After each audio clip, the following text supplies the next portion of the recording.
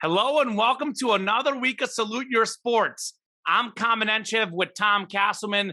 Drew on a bye week, but don't worry, he'll be back soon. The NCAA tournament back soon as well with the Sweet 16 kicking off on Thursday on the men's side. We'll break down the madness. Plus, we'll talk about perhaps the wildest free agency period in NFL history. Betting locks of the week, sports trivia, all that and more. Looking forward to a fun show today, Tom. Absolutely. And we haven't really talked a whole lot of baseball. Got some big news on that front. There's a lot of transactions taking place after the lockout got lifted. But of course, we're going to begin on the hardwood with the NCAA tournament heading into the Sweet 16. Common and Drew both still very well alive in our bracket pool. Drew is officially blocked me. I cannot win because he and I have too many of the similar picks, and he got just ahead of me on that front. So I believe, Common, you've got 3 out of your 4 final teams remaining. I believe Drew has the same as well. Both of you have the championship game alive as well. I believe your Abos on Arizona and Gonzaga. You have Arizona, Drew has Gonzaga. So we saw a pretty wild weekend, one where I think 4 double-digit seeds got into the Sweet 16. But certainly, a 1 seed going down with UNC overcoming Baylor. So a lot of good games coming up for the Sweet 16. Where do you kind of think of as far as your revised Final Four, knowing a little bit more, seeing a little bit more basketball, and of course subjecting ourselves to that ever-present recency bias heading into the second weekend of the tournament? Well, Tom, you know me. I go with my gut instincts and my gut picks. So I see no reason to kick out any of the Final Four teams I already have. I've got Arizona, UCLA, and Gonzaga in the Final Four. I'm going to go with my instincts in my bracket. I know they all had tough games, but guess what? We've got two seeds that are out. 2 of your Final Four teams. Not to be rude, but that's what happens. I mean, we get upsets all the time. In March, it's called survive and advance. And yes, UCLA in its first game was pushed. Guess what? They won. Gonzaga in its second game was pushed. Guess what? They won. Arizona had to go to overtime. They still won. So these are valuable games for these teams to get tournament experience, and specifically for the Arizona kids. Last season, Arizona was kicked out of March Madness because of recruiting violations. So Ben Mathurin, their star player, the Pac-12 Player of the Year, he's a sophomore. That was his first tournament game where it was a close game, a tight game. And it showed early on in the game he was missing a lot of shots, but when it got to crunch time, he hit the clutch 3 to send the game to overtime. He took over in overtime, shot really well from the free throw line, 30 points for him. So I think Arizona, their squad, they weren't used to tournament games. So I think that was a big test for them and one they passed. So you know how much I like Arizona. They've got great athletes. Koloko is a good big guy down low, had a career game in the last game. He's a force down low, Mathurin on the perimeter. So I'm going to keep Arizona to make the Final Four. And then UCLA, I mean, I like the pick before the tournament. I like it more now than ever. I know there is a question mark of Jaime Jaquez and his injury. Is he going to play? How healthy he's going to be? But my gut feeling says he is going to play, and I think he'll be fine. And even if he's not, Johnny Juzang, Tiger Campbell and Juzang are great players. Campbell was so clutch in that first round game, or second round if you're a weirdo, but I call it the first round. So I think those 3 guys led him to the Final Four last year. I don't see any reason why UCLA shouldn't make the Final Four. The 1 seed in their region, Baylor's already out. Kentucky, the 2 seed, is out. UNC's not a traditional 8 seed. They played better ball down the stretch. Obviously a really good program, but I think UCLA's better. UCLA's more talented than UNC. Specifically, their guard play is much better. I think UNC relies on the big guys down low. The way they're going to win is if they get a lot of offensive rebounds. But the best players on the court are the UCLA guards. So I think they'll take care of UNC. And then if they meet Purdue or 15 seed St. Peter's, I don't think they'll have any issues there as well. So I'll keep UCLA in the Final Four. And then Gonzaga. I mean, I talked about experience of Campbell, Jaquez, and Juzang. Well, Gonzaga has experience. Drew Timme, Andrew Nembhard. Those are 2 of their best players. They were in the Final Four last year in the national championship. They came up big against Memphis. And Chet Holmgren, the great young recruit, maybe the number one pick in the draft. That was kind of his first big game in March Madness. So I think he's only going to get better. The Zags, I think, are in good shape to make the Final Four as well. They are going to have a tough game against Arkansas. I think whether it's Duke or Texas Tech, I've got Duke personally. That'll be a tough challenge. But I think Gonzaga will make the Final Four. Arizona and UCLA, the three teams I picked. As for my revised pick, I did have Iowa. I'm tooting my horn about all the good picks I made. I made some bad ones as well, just like everyone does. Iowa definitely was my disaster pick, losing in the first game. So as much as it pains me to say this, Tom, and you know how much it pains me to say this, because I'm a Mizzou grad. I'm not a fan of Kansas. I also don't trust Kansas in the NCAA tournament. They have the most wins in NCAA history, yet only 3 national titles. So I don't think they're going to win it at all. I think Kansas is going to lose in the Final Four, but it's hard not to pick them in the Final Four. They're playing a Providence team that is very clutch, very good. But I don't know that game is going to be that close because Kansas clearly has more talent than Providence. So if they're up 7 to 8 points, that won't fall in within the 4 to 5 point margin that Providence always seems to win. And then if they beat Providence, the 4 seed, then they have either Miami or Iowa State, which are 10 and 11 seeds, double-digit seeds in the Elite 8. So Kansas has a pretty easy route there. I do think Iowa State, they lost by 1 point, I think, against Kansas earlier this season.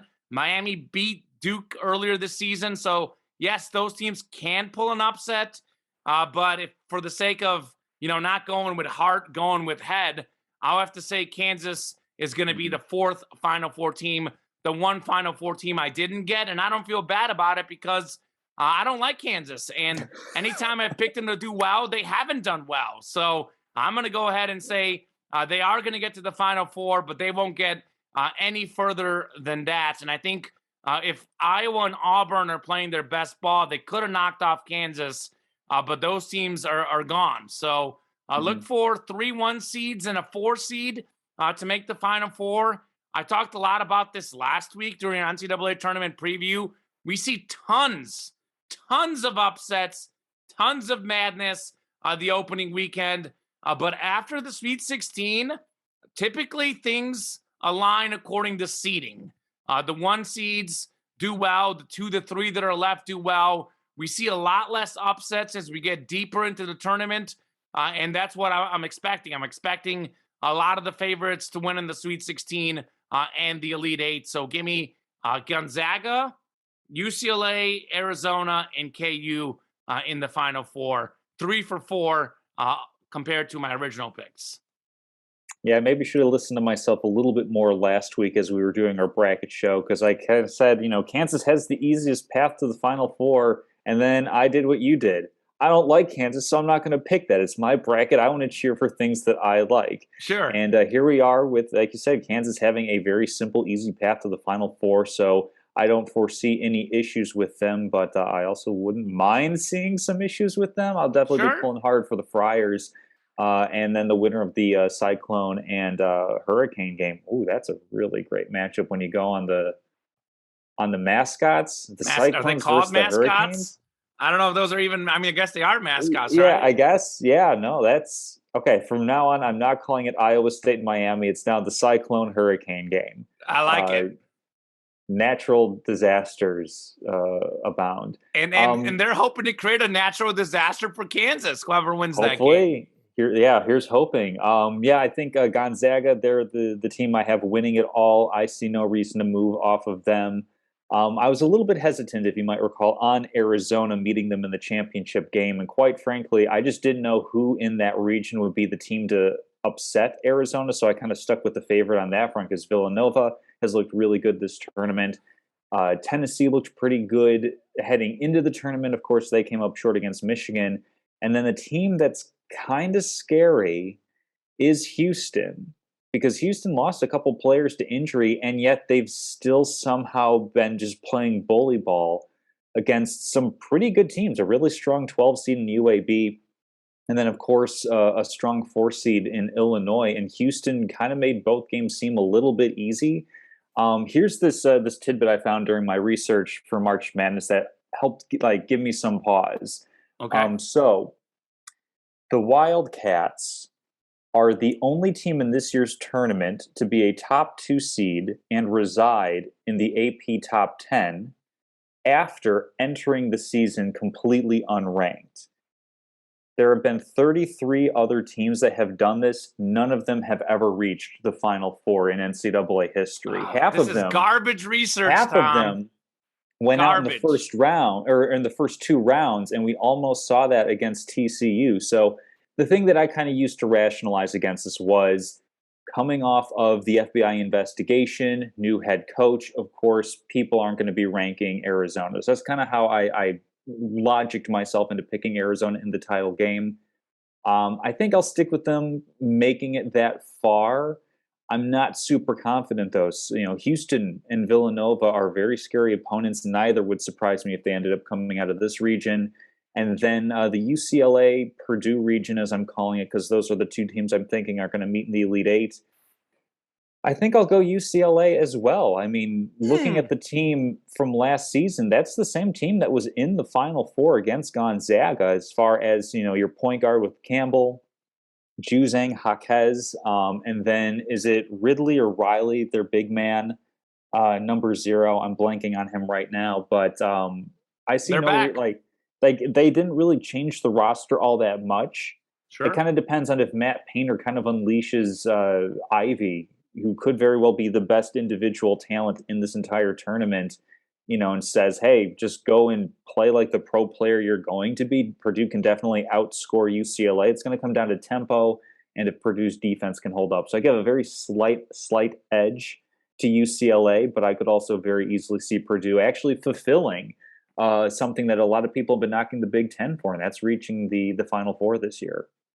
Yeah, that's going to be a great game. I think that's going to be one of the toughest games in the tournament. So I actually don't have Arizona Gonzaga, by the way. I have Arizona UCLA in my final for the championship game. Oh, that's right. Yes. And I'm going to stick with it. So I don't know if I misunderstood you or you misquoted me. I did, yeah. The one, I think you bring up a good point with Arizona. They do have a very tough stretch. They have a couple tough teams.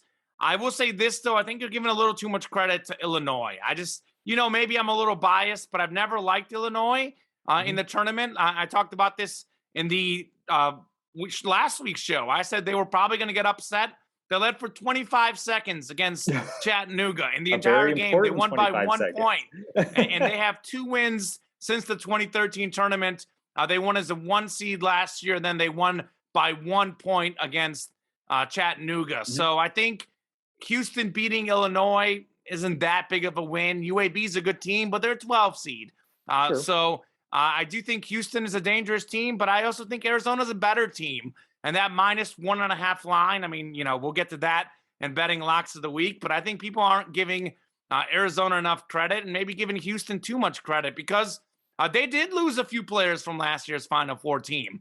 If we're talking about guys who are back, Baylor and Houston, those teams, Gonzaga, those Final Four teams, they lost some guys. Now, Gonzaga did bring a few guys back. They've got the most back, but it's not the same Houston team that made the Final Four last year.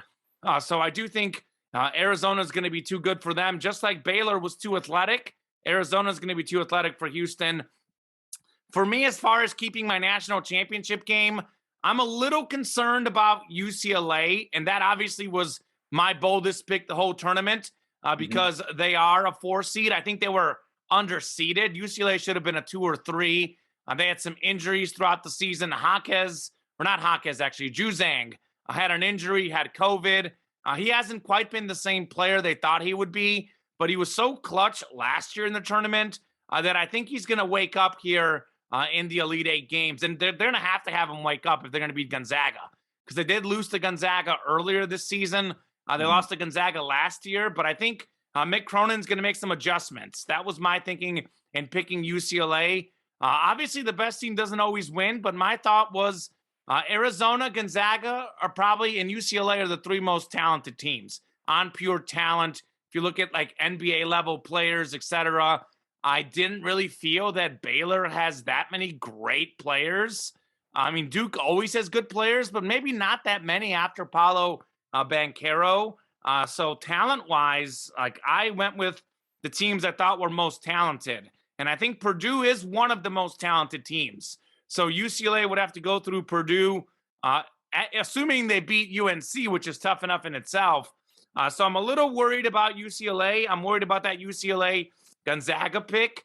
Gonzaga could certainly beat UCLA, but I'm gonna go with the guys that I trust. I'm gonna go with that experience that UCLA has. I think they're gonna beat UNC, and I like Ben Mathurin a lot at Arizona. I know you mentioned Jaden Ivey is maybe the best player in this tournament as far as NBA talent wise. I actually think Ben Mathurin's better. I think Ben Mathurin is a little bit better shooter to me, maybe even just as athletic, a little quicker. He's an excellent player. So I'll go with the bracket, but I do think there's not a team that clearly stands out. I know we're here. We got to sound smart. We got to sound bold. You know, I like to sound smart when things are going right, but I don't think Arizona, I don't think Gonzaga, I don't think Kansas, you know, even the 2 seeds, Nova, Duke, I don't think any one of these teams is per se an all-time great team. And I don't think any one of these teams is clearly better than, you know, other teams in this tournament. So there's a grain of salt to every pick, but I do like the talent of Arizona, Gonzaga, UCLA. These are teams with NBA level players. I think Villanova as a 2 seed doesn't have the same talent that those teams have. Texas Tech is a 3 seed, doesn't have that same talent. So I'll stick with my national championship prediction. Arizona over UCLA. Zona beat them 2 out of 3 this season, one of them being in the Pac-12 title game. Look for 3 out of 4, and look for UCLA to finally get some revenge on Gonzaga after last year's loss and then this year's loss in the first game of the season. And by the way, UCLA, who did they lose to this year? They had, what, 5, 6 losses? You may look up the exact number, but they lost twice to Arizona, once to Gonzaga. So it's like, I don't get how UCLA was a 4 seed to begin with, given that their star player missed some time and they had really quality losses. I mean, how was UCLA a 4 seed? I don't get it. I don't know. Like they had a record of 27-7. The only thing I can think of is like if they didn't win the regular season title or the postseason title for the Pac-12. Yeah, but Arizona was 33-3. They're the best team in the country, I think. Well, but then they also have to. The committee also has to do things as far as like seeding things in a way that like you're not getting conference matchups before the Sweet 16. Like they have to like follow all these different rules. I don't know. I agree. I think UCLA is not a 4 seed. That's what I'm saying. And that's why I picked them to go so far, because I was like, agreed. That's not a 4 seed, and we're not going to get all 1 seeds. So why not pick a team that's not a 4 seed? And I told you this, Tom, before the tournament. I also wanted to pick Purdue in the Final Four because I thought they were really good. And I was upset when they're in the same region, because I think Purdue could make the Final Four maybe if they weren't in such a tough, region for sure. Absolutely. I think they'd make it over Kansas. I don't know about Arizona and Gonzaga, but if Purdue was in Kansas's region, I feel good about picking them. Yeah, I kind of wish that they were. They would have saved me from that Iowa pick. Well, sure, a couple of teams that definitely upset some brackets. We've got some double-digit seeds. We have Michigan taking on number 2 Villanova in the Sweet 16.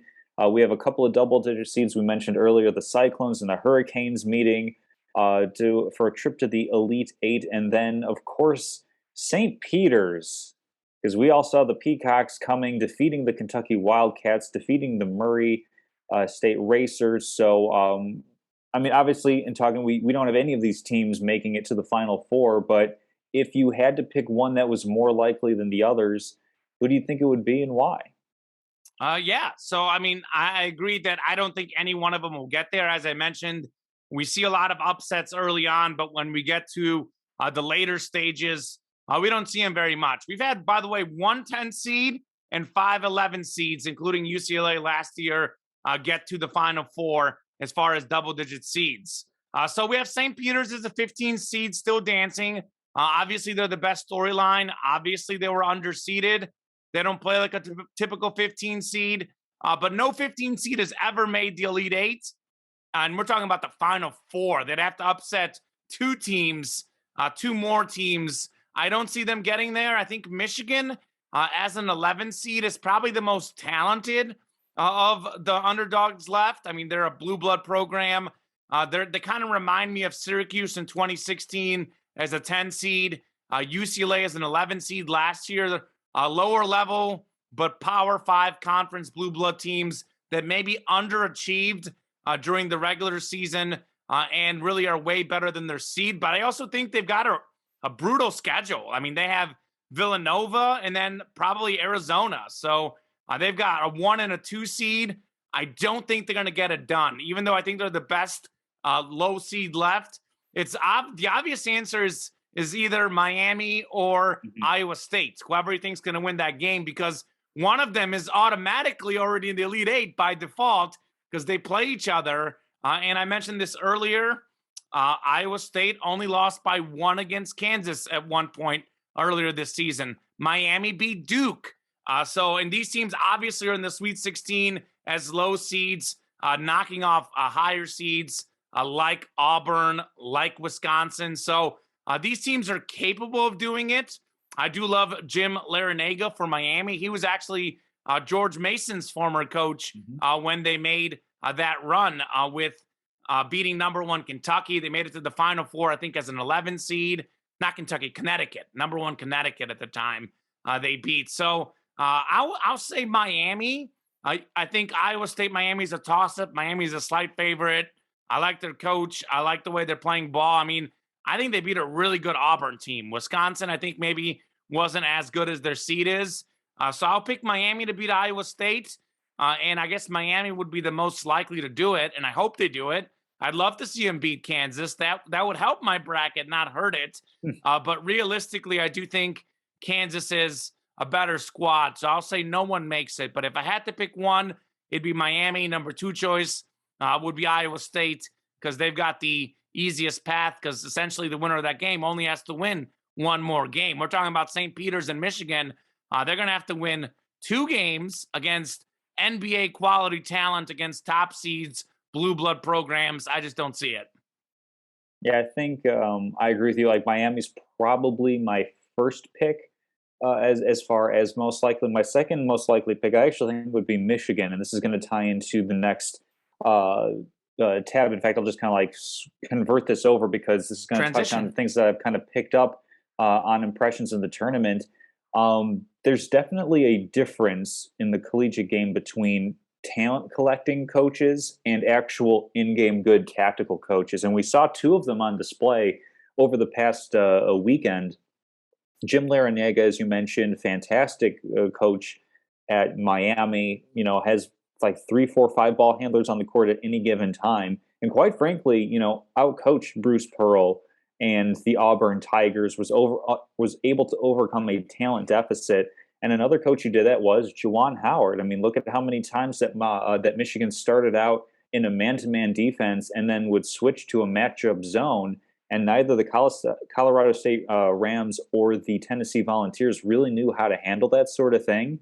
So as far as like making those in-game adjustments, I know, Jay Wright, obviously fantastic coach. It's going to be a tough matchup for Michigan.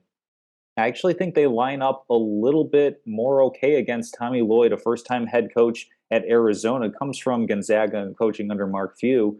But it's going to come down to, how are these players actually coached in game? Because how many times throughout this weekend did we see, like, you're down 4 or 5 points and these guys are doing dribble handoff at the top of the key, launching up, like they're not getting downhill to the basket. Get yourself a look. Running. Just because you're up, you don't have to run out the whole clock. Get a good look. Look. Exactly. And if you want to call this like the Steph Curryization of basketball or something like that, where these kids are like, oh, I can hit it. Like if I hit this big 3-point shot, we're right back in it. And it's like, yeah, if you're one of the best of all time to be able to do that sort of thing, sure. But like, get downhill, get the ball in the basket. Maybe you get an and one, make a 3-point play that way, but stop the clock, get the ball out of bounds, and force the other team to make a smart play, to not turn it over, something along those lines. So there's a lot of, I think, bad in-game coaching. I mean, look at the UNC game. Manic gets tossed out, 10 minutes left to go. Baylor presses UNC, and how many times does the ball end up in the corner in the back court where, UNC didn't really have a press break type Hmm. of thing. So like that's the thing that stood out to me. And I'm tying that in with double digit seeds is, Juwan Howard, Jim Larniega, fantastic in-game coaches, fantastic tactical coaches. That can be what gets them potentially to the Final Four if they're going to continue to have the Cinderella story as kind of like mid-level major conferences. But the thing that stood out most for me in so far this first weekend is kind of, as much as we heap praise on coaches in the NCAA tournament, how few actual good ones there really are. Interesting. That's a very good point. I'll tell you this about UNC. I think losing Caleb Love to foul trouble hurt them too. He was Hmm. one of their primarily ball handlers. And UNC is like 5 deep. Those guys don't rely on their bench. So all of a sudden, if you're short 2 starters, that's Oh, how yeah. you blow a 25-point lead. With that said, though, granted, these aren't your best players, but I do think Hubert Davis is their coach, right? Correct. I think Hubert Davis, yeah. Hubert Davis probably could have told them, yeah, don't go in the corner because they were in the corner a lot. I mean, it was like all the time. And Hubert Davis, is this his first head coaching job? I know he was an assistant for Roy Hmm. Williams for a Yeah, I while. think this is his first head coaching job at any level. So I don't even think he Okay. like head coached at high school or anything like So, that. right, because he was a longtime assistant to Roy Williams. Hmm. Obviously, he's only going to get better. I mean, that was his first close tournament game because True. they Good point. completely dominated the other one. Yeah, I think that's a really good point. To me, what stood out is, and this stands out every year. I know this is cliche, but I love how many close games we have, and I love the way they schedule the times because it's like you're watching a game, it ends, then you flip to the next game, and it ends, and that's just the way to do it because we as sports fans, like I can watch whole games more than most can, but even for me, it's like, yeah, if you're gonna watch a whole game, I'd rather see the most exciting part. And it's like you flip for one game and it's close, goes down to the wire, it ends. Then you can flip to the next game, and it's the same story Hmm. all over again. I mean, all of these close games. I mean, we had overtime in the Arizona game. We had overtime in Murray State, San Francisco. Overtime UNC Baylor. It's just like all of these close games, and for me as a bettor who took a break, came back, and now my fortunes are looking good. It's like pick the underdog to cover. I think that's been a good strategy for sure. Pick the dogs to cover because the games will be close. Like I picked Creighton to cover against Kansas. Like yeah, they covered. They weren't going to lose by double digits. Memphis to cover against Gonzaga. They covered. Notre Dame to cover against Texas Tech. They lost. They covered. It's like go with those dogs. It's like anytime you see a line that's like 8, 9.5, and I'm gonna have 3 betting locks of the week, but my bonus pick would be pick St. Peter's to cover. They'll probably Sure. lose as a 15, but we had Oral Roberts. They lost, what was it, by 1 or 2 against Arkansas last year in the tournament. Almost made the Elite Eight, lost, but covered. So Hmm. I just love how many close games we have in this tournament. And as I kind of mentioned earlier, I really love that there isn't a team that stands out. Now, that makes me a little nervous about my picks Arizona, UCLA, Gonzaga. But I think last year's tournament, I know Illinois got a lot of love, but I didn't like Illinois. Most Hmm. smart basketball people, like yourself and I, or at least we think we're smart, but most We have smart our basketball moments. people would have agreed that Gonzaga and Baylor were clearly the top 2 teams last year. And I don't think that's the case this year. I think, Gonzaga was undefeated last year. They've got a few losses this year. Arizona at 33-3, I think, has the most impressive resume, but they've got 3 losses. I don't Mhm. think I see any team. I don't feel that air of invincibility, which is what has made this tournament exciting. And that's you even see it in the lines. I mean, I'm going to be picking these guys to win. Like my other pick is if you think a team's going to win, if it's like -2, -1.5, -2.5, typically you don't win by 1 point or 2 points. So when you see a line like that, if you think the team is going to win, pick them to cover, like I will with UCLA, Arizona, etc. But I mean, Arizona's a 1 seed and they're a 1.5 point favorite against the 5 seed.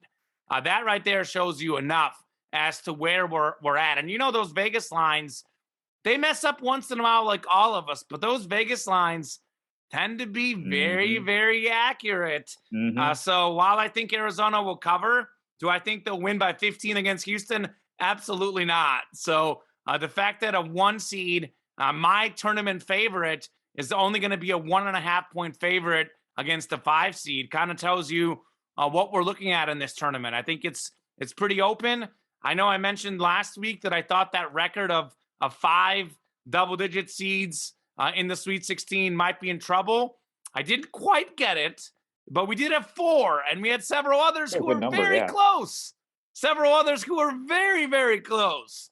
So we could have easily had 6 or 7. We'll have for sure one in the Elite Eight because of the Iowa State Miami Hmm. matchup. So I would just say I like the amount of close games we've had in the tournament. I know that happens a lot, but you never get sick of it. You really never do. And there's just something about the tournament basketball and just how close these games are. And I do think coaching matters. Another reason why I'll be picking Duke to beat Texas Tech, who somehow Duke is an underdog. There's a few interesting lines. I say the Vegas lines are close, but there's a few that I thought were interesting. I was big on Murray State. How were they? Barely a favorite against San Francisco. Turnout Vegas was half right. I was half right. I got the cover, but it was pretty close. There's a few lines like that. If you look at the betting lines for some of these matchups, they're going to be really, really tight. Absolutely. Well, speaking of things that we never tire of, LeBron James at 37, leading the NBA in scoring currently. He's in a tight locked battle with Joel Embiid and Giannis Antetokounmpo for that prestigious player title. And then, of course, talked about him a couple times on the show.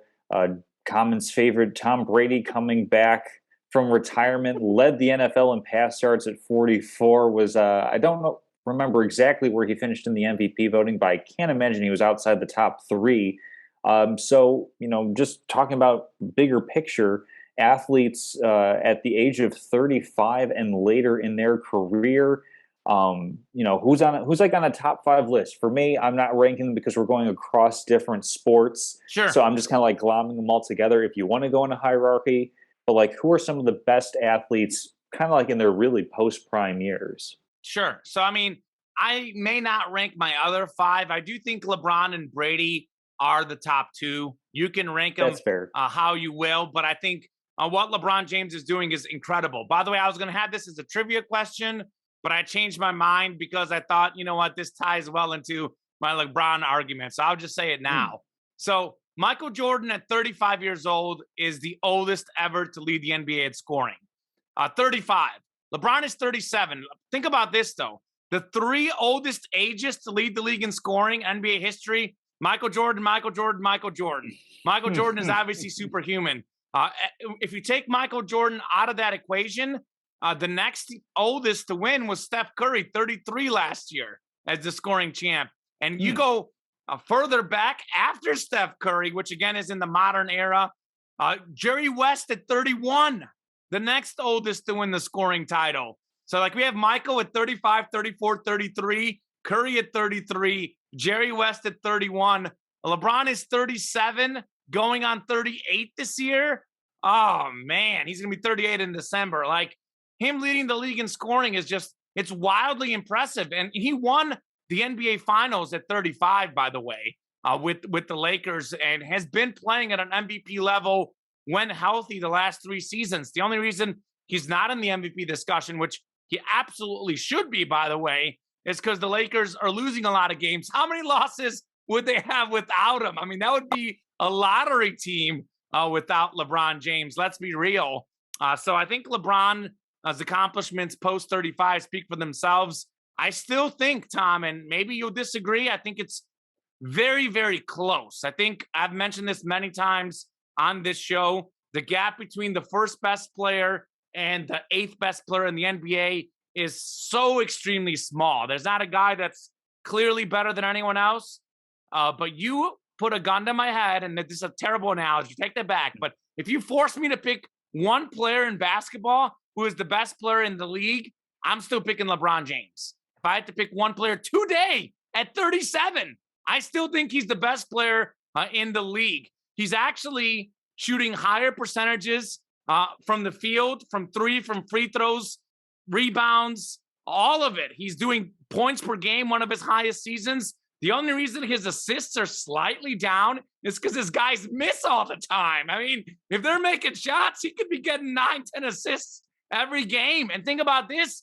He's got Russell Westbrook, a ball-dominant player on his team. He's got Anthony Davis, when healthy, taking up some time. So LeBron is LeBron. Tom Brady, I think he's amazing. I think he's a little overhyped. I think he's very lucky. But the fact is, Brady has 3 Super Bowl wins post 35. He's got an MVP. He's led the league in pass yards. Brady's resume post 35 speaks for itself. Those are my top 2, but I did look at some other guys. So I think one that has to be mentioned is Kareem Abdul-Jabbar. He won 4 of his 6 NBA titles after he turned 35. He played at an all-star level pretty much until we retired. Finals MVP in 1985 at age 38. First team All NBA at 1986 at age 39. He is the NBA's all-time leading scorer. Why? Because of longevity. What does that mean? You play good into your 30s and late 30s. So Kareem is up there for me. A guy I got to put up there is this man, my second favorite athlete of all time, Roger Federer. I think he by the way, in 2018 at age 36 was the oldest player in tennis to ever be ranked number 1 in the world. Oldest guy in the Open era to win Wimbledon at 35 in 2017. He was ranked in the top 2 or 3 in the world up until 2020. So pretty much up until 38, he was dominant. He's been injured the last few seasons. So he's probably the lowest of these guys on this list that I'm mentioning. But I think tennis is a sport where the previous oldest number 1 was 31, Andre Agassi. So 37 in tennis ages might as well be 32 in NBA age because 42 in NBA age because it's just so old. So Federer is up there. Serena Williams, post 35, wasn't winning majors, but she was making them. Martina Navratilova, I know, won some matches at 40, but she wasn't winning her records post 40. But if we're talking female athletes, it's got to be Dara Torres. The American swimmer made multiple comebacks later in her career. So she was retired for 7 years and then came back during the 2008 Olympics. She came back, I believe, at, age 41? I'd have to look that up again. I had it written down. I think I erased it. But she, at the 2008 Beijing Games, she set an American record for the 50-meter freestyle, then won silver medal in the 50-meter freestyle, 4x1 medley relay, and 4x100-meter freestyle relay at the Olympics. 3 silver medals in her early 40s, at 41 exactly. 41 is incredible. She was a mother and came back. And swimming, again, early 30s, you're done. She was 41. I got to give an honorable mention to Jack Nicklaus. He won 6 of his 18 majors post 35, including the 86 Masters when he was 46, the oldest winner in tournament history. But obviously, golf, it is a little bit easier, to move. Yeah. Your swing mechanics are a little harder, so he's an honorable mention guy. And then the one guy that I put up there, maybe at number 3 on this list, if we're honest, it's got to be Nolan Ryan. Nolan Ryan retired at 46. Nolan Ryan led baseball in strikeouts for 4 consecutive seasons, the last of which he was 43. So 43, 42, 41, 40. In his 40s. He led the league in strikeouts 4 times. Led the MLB in earned run average in 1987 at 2.76 at age 40. Led the league in earned run average. 1991, age 44, 2.91 ERA, one of the best in the league. And by the way, 2 of his record 7 career no-hitters after 43. He had 2 no-hitters after he was 43. So Nolan Ryan, to me, I know it's we got LeBron and Brady, the pedestal of old greats. Brett Favre, an honorable mention. We know he was really good for a while as well. But after Brady and LeBron, I got to say Nolan Ryan is probably my number 3. He was playing in his 40s. I mean, we had Gordie Howe, Jaromir Jagr in hockey. Chris Chelios played a while. Vince Carter wasn't in his prime, but I love seeing Vince play for so long. But Nolan Ryan would probably be my number 3 guy I think of for old guys that are great. Luka Modric in soccer, by the way, now 36. He runs like a 26-year-old. He was running down my boy Messi. So got to give a shout out to Luka Modric, despite playing for Real Madrid. He is an excellent 36-year-old player. Yeah, well, you hit a lot of the people on my list. I have a couple of baseball ones. I'm going to go a little bit opposite of you as far as like the pitching goes. I'm going to go Randy Johnson on Sure. this list. I mean, pull up his baseball reference, 5 All-Stars. He won 3 Cy Young Awards, led the Arizona Diamondbacks to a World Series championship, pitched a perfect game at the age of 40, led the leagues in strikeouts 5 times after his age 35 season, or rather during and beyond his age 35 He's the season. lefty Nolan Ryan, basically, which Pretty actually much, makes him yeah. even slightly better. So that's a So good point.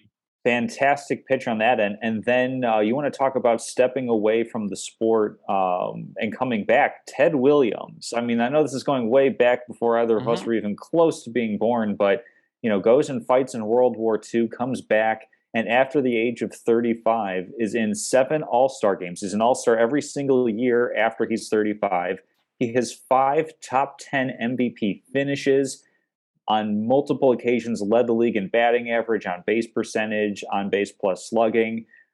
So fantastic, literal second half to his career. He leaves to go fight in World War II and comes back and has a second half of his career that is every bit as good as the first half. So just another great athlete post age 35. But yeah, like it's picking nits as far as who's on a top 5 list. I mean, all these people are very, very well deserving as far as being at the top end of their game so late on into their careers. And I do got to say this about baseball. You got to have that hand-eye coordination. I know you don't have to run very fast, but you do lose some hand-eye coordination when you get older. Hmm. So, especially for the hitters, I think it's harder than the pitchers. I mean, it's hard for Yes, anyone to be great at an old age, but I'd say maybe now that I'm thinking about it, like Ted Williams might be even more impressive than Nolan Ryan and Randy Johnson because it is hand-eye coordination is tough.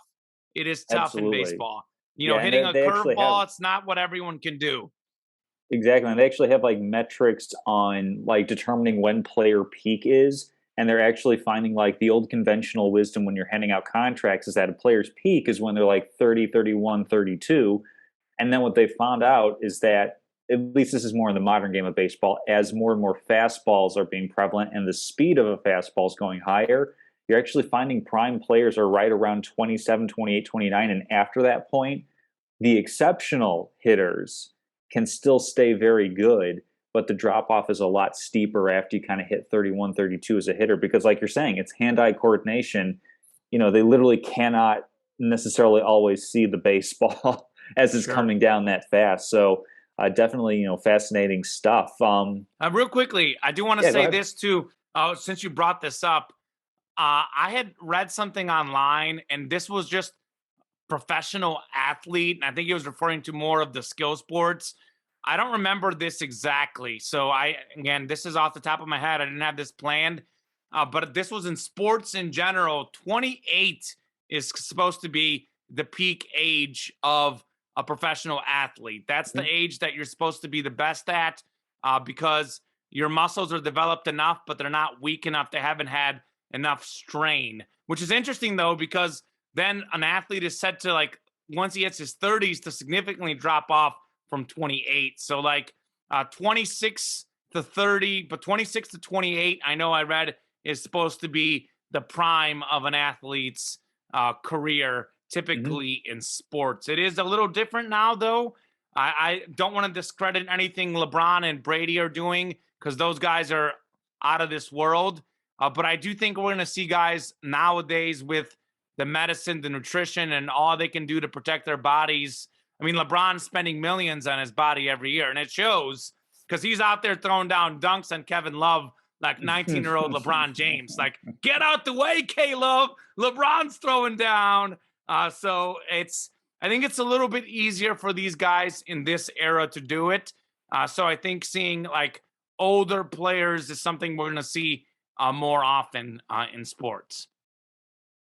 Absolutely. So moving into some transactional stuff, we'll start off with the NFL. Some crazy offseason already as You're far telling as me. major signings, major trades.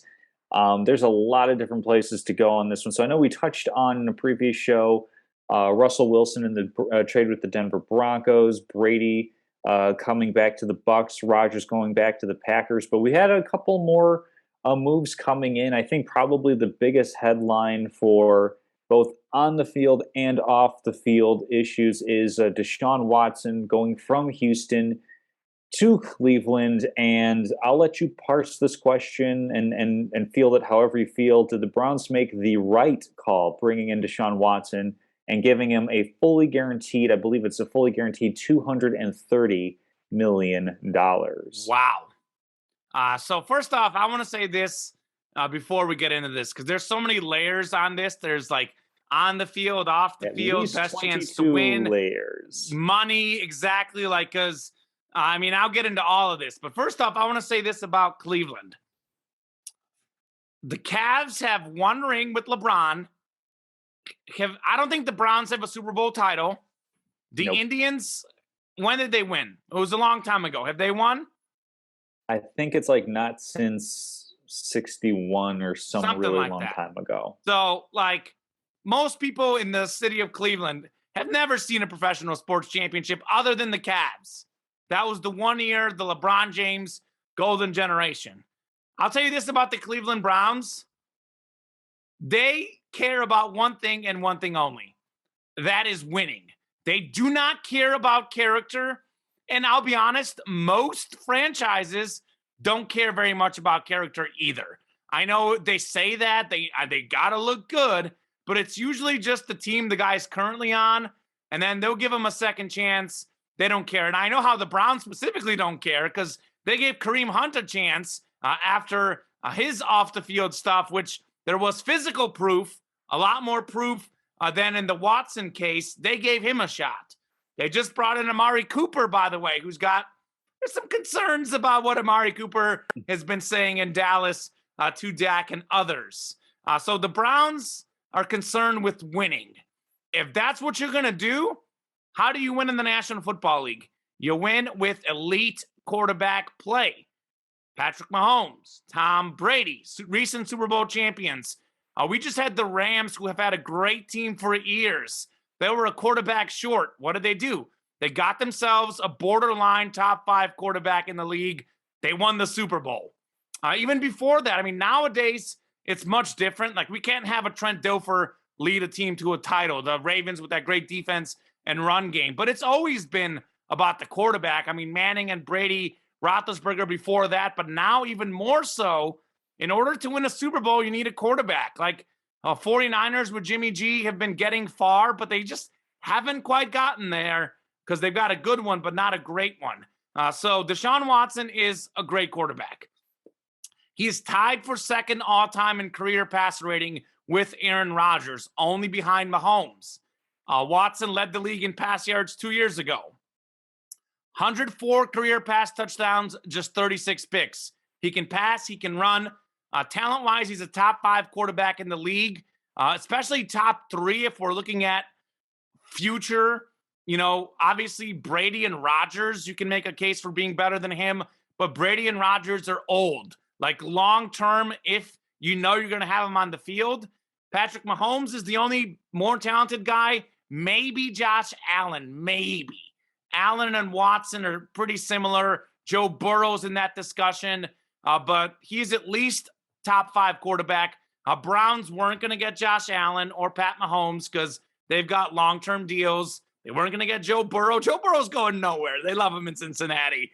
So this was definitely their best case scenario as far as the quarterback. So as far as giving you a chance to win, this is the best guy they can get. I will say this, though. Watson is 28-25 as a starter, 1-2 in the playoffs. Obviously, a lot of that has been playing for the Texans, but he also doesn't strike me as the type of leader guy, evidenced by some of the off-field concerns. So is that who you want leading your organization? I'm not sure. I mean, Baker probably wasn't who you wanted anyways. Like, again, they've minced no, there's no question marks that they don't care about character guys. I mean, even like OBJ, fairly or unfairly, there was question marks about him. So here's where I think the Browns could have done much better. The amount of guaranteed money that he got is outrageous because typically when we have guys with question marks off the field and issues like that, you can get them for cheaper. You can get them for cheaper. And Tom, you know more about this, probably the legality and the contract stuff. But as far as I understand this, and again, correct me if I'm wrong, that money is guaranteed. So if he gets a civil law case against them, because this, this case could keep going. This massage case thing, if there's a civil lawsuit, from what I read and understand, better opportunity to get in trouble for Watson. And he's got this guaranteed money already. So I don't know where they got the idea that it was so good to give him so much guaranteed money. Because I was wondering, like, why does Deshaun Watson want to go to Cleveland? Like, that's where people go to, like, lose, unless you're LeBron James, the greatest ever in at his position and maybe sport. Like, you go to Cleveland, that's where football stars go to die. Just ask OBJ. But why? Because no other team in the National Football League was going to give him that much guaranteed money. This is the most guaranteed money in the history of the sport. And as talented as Deshaun Watson is, he's not the most talented player in the history of the sport. He's not the most talented quarterback in the history of the sport. And he's got question marks. So I get it. I get Cleveland wants their quarterback. I get it. And I get why Watson went there, because they're giving him a boatload of guaranteed money. But I take the in-between ground saying that, like, okay, get yourself Deshaun Watson. They could have got him for a little bit less. Maybe offer him that fat contract, but don't give him so much of it in guarantees, because that was the part that really stuck out to me, how much guaranteed money they got him. It was too much. Yeah, so to kind of talk about the contract a little bit. Sure. So it's a 5-year deal, $230 million, all of it guaranteed. So the thing that they did with the contract is that they made his base salary for the first year of the contract $1 million. So if he is suspended, and he likely will be, is my assumption, probably not for the entire season. I don't think he's going to get the Calvin Ridley treatment because, quite frankly, the NFL doesn't care as much about that as they do making sure that the game appears to be fair and above board from a gambling perspective. So he's going to face some sort of suspension. And I think the only reason that this trade even really goes down, and with so many teams being interested in trading for Deshaun Watson, is because we know that, grand jury, the prosecutor decides that he's not going to bring forward this case on a criminal level. Civil is a completely different level of casing. So it's going to be, okay, he's not going to be suspended for an entire season. He's not going to face jail time. So that immediately alleviates any concerns long-term that teams are going to have. So if Watson does get suspended, I say if, he probably will be. He'll lose some money. He won't receive game checks. But basically, it's just saying that, hey, for the next 5 years, we don't think you're going to have any catastrophic injuries. And just like as far as his talent level, the guaranteed money contract goes, I buy it. He's 26 now. He'll be 31 when the contract is over. How many quarterbacks at that level of talent really have a major drop off where a team's looking to cut and move on from them anyway? So I think that. So let me get this real quickly, Tom. Mm-hmm. So the civil lawsuit, he cannot go to jail. I want to make sure I understand that correctly. Yes, civil lawsuit is strictly damages owed to the plaintiffs. Okay. All right, just making sure. So that's like a judge can say, hey, I'm hereby sentencing, that you have to pay this much money to these people. And that's obviously going to keep coming out. But basically, as far as did Cleveland make the right move, from a strictly pure football standpoint, and I emphasize that because it's clear at his level of talent, he was going to play somewhere. Sure. And it's not unreasonable. I think it'd be unreasonable to expect that Deshaun Watson never plays in the NFL again. So somebody's going to be the bad guy as far as taking him on as a player, making him essentially the face of your franchise. So from that perspective, certainly Cleveland does the biggest upgrade on quarterback. You could argue Russell Wilson in Denver's the biggest upgrade on quarterback. So I guess yeah, Cleveland technically does the right thing from a football perspective. The thing I wish that they did was instead of putting out like this mealy mouth statement about like, oh, we've done our due diligence, whatever. Meanwhile, the attorney for these 22 plaintiffs is saying nobody on my side has heard anything from the Cleveland Browns as far as doing an in-depth, character evaluation of Deshaun Watson. It's ridiculous. Quite frankly, we all know what Cleveland's doing. Like, would it be better if they just came out and said, we understand that this is a problem. We understand that Deshaun Watson, while not criminally prosecuted for this, does have all these civil suits, and 22 people aren't lying, of this misconduct. But he's really good at football, and that's what we're deciding to care about. Sure. And they don't even have to issue that statement. They could just say nothing. They can issue a statement saying we want to give Deshaun a chance to prove, the type of person he can be after this, whatever. But they could just say nothing. They don't need to have like a half statement. The fact that they sort of like want to make it seem like they did everything. And I'll say that's what galls me. Yeah. I still think, though, even despite the civil lawsuit, him not facing jail time, I still feel like they could have, I just don't get it. Because in the past, when things like that happen, you kind of get those guys for less money. I just don't see, I don't know what else everyone was offering for him. How many of them are quarterbacks, though? I get Greg Hardy, good defensive lineman type of thing. Sure. I think the closest comp is Michael Vick. But even at that point, after coming back from jail, he'd been out of the league for a while and also was a lot older than Deshaun Watson is. Sure. I think that's where I think that's the calculus, honestly. It's the quarterback, yeah. And really, that's a good point. And I just feel like they could have given him a little bit less guaranteed money.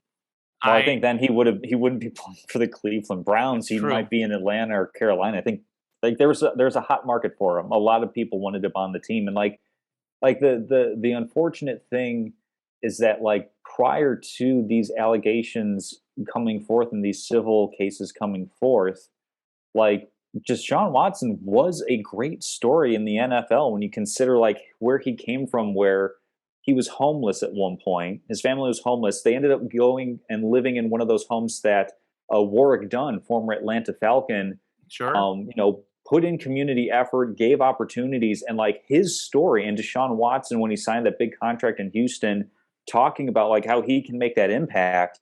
And then that fall from grace, prior to any of this coming out, he was, for all intents and purposes, a great story, a great character in the NFL.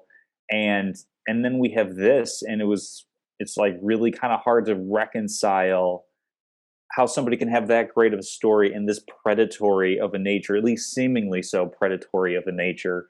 So, I mean, I won't get into this long, but a lot, again, I don't know exactly what he did and what he didn't do, because we weren't there. Like you said, probably chances are 22 of them aren't lying. Chances are he probably did cross a line. How far over he went, what is that specifically? We don't know, and we're never truly going to know. So I don't want to speculate anything, but I will say this: oftentimes, as you know, the guys that tend to do vile, vicious things, they appear to be normal people. So it is definitely a complicated issue. But on the field, yeah, I agree. It's a great move. You could be right, I guess, with not facing jail time. Yeah, maybe the guaranteed money makes a little more sense, but I feel like they could have done a little bit less. But it is what it is. It's the NFL. You pay for your quarterback. I mean, you see, that's what you got to do. That's what Kirk Cousins is. Kirk Cousins making a living. Vikings paid for the quarterback, even though he's pretty good. He's maybe a little bit overpaid, but that's what it takes. Top 5 quarterback in the NFC. Yeah. What'd you say? That's because I said a top 5 quarterback in the NFC, but that's because everybody's going over to the AFC as we'll move on to some other moves. Most recently, Matt Ryan going from Atlanta to Indianapolis. I might talk to you about a parlay future I want to put down on that sort of thing. On the Colts doing great? This is a parlay I want to do last year of Colts and Rams winning their conference. $1 can get you like 715. Just saying. Close to So not anyway, winning their conference. Broncos. Broncos adding Russell Wilson. We talked about that a little bit. I think we touched on this. The news broke that Khalil Mack going from the Bears to the Chargers. Chargers adding some other players as well. The Raiders picking up Devontae Adams in news that just blew my mind. The Chiefs picking up Juju Smith-Schuster. Juju. I mean, is the AFC? I mean, I think I know what the answer is. Is the AFC West now the best division in football? I think so, because I think the NFC West was probably the best one before, and the Seahawks just lost their quarterback, and the AFC West has 4 good teams. The NFC West now is 3. AFC North is another one to look out for. I do think there are some question marks about the Steelers. With obviously Ben was past his prime, but I mean, I still think even last year Ben Roethlisberger's got to be better than Mitch Trubisky or possibly a rookie quarterback they go with, at least for next season. Long term could be different, but for next season, Pittsburgh, I think, might take a step down. Still some question marks about, what's going to happen in Cleveland, who's going to play what. The Bengals, I think, will be very good, but it's tougher to repeat. That old saying, the Super Bowl loser tends to have a rough year the next year. So we'll see. AFC North is really good. NFC West is really good. But absolutely, AFC West is the top division. I think that the Juju Smith-Schuster move, by the way, is incredibly underrated for the Chiefs. He had 1,426 receiving yards in 2018, 4th most in the league. In 2020, 9 receiving touchdowns. As good as Mahomes, Hill, and Kelsey are, some of those other guys aren't very proven. McCole Hardman is okay. I think Hardman's great as number 3, but they had Robinson for a while, Pringle, like all these other names that were not good receivers. They only got like good numbers because of being left open because of double, triple coverages, etc. And certain teams like the Bengals, I think the Chiefs saw that. Like the blueprint is take away Hill and Kelsey, then you have a shot. And I think Hardman is a speedster, but he's not a great receiver. He's more of a slot number 3.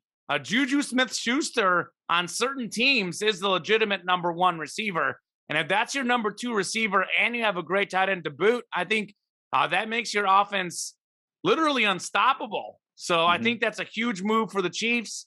The Raiders, I think, despite not having a coach for most of last year, they made the playoffs. And I think the Raiders are dangerous because they did get a good coach now, it appears. And think about this. So this is why, as much as I like the Broncos move, I think in 2 years and 3 years, Denver will probably be number 2 in the division. But I think the Raiders, to me, are actually the second team in the division because I think Derek Carr and Devontae Adams, they're going to click right away. They were college teammates at Fresno State. They both had all sorts of records at Fresno State. That's a relationship you better believe that's something they talked about in the offseason, maybe joining forces again together. So those two will click a little bit quicker. As much as I love Russell Wilson, he hasn't played with Judy, Sutton. They have a new coach as well. I know the Raiders have a new coach too, but there's just so much new stuff in Denver that the Raiders, to me, I think still after Adams got to be the number 2 favorite in the division. And the Chargers, as talented as they are, like, I don't trust the Chargers. I never do. The Chargers never seem to get it together. Chargers going to Charger. Them missing out the playoffs last year was the most Charger way to do it. And I think Khalil Mack is good. They also added J.C. Jackson. They're working on fixing that defense. But in that division, I still look at the Chargers probably 4th place in the division. But to me, it is definitely the best division in football, and every team in that division improved for sure. I think it's safe to say we'll have 3 playoff teams in that division. And if they were in the right division, they could all be playoff teams. Unfortunately, they just got to play each other. I mean, you look at the Chargers, who will probably get 4th in that division. You can make a case for the 4th best team in that division being able to beat possibly everyone in the AFC South, maybe 2nd place in the East, and possibly 2nd in the North. But they'll be in the West, so they'll be in 4th.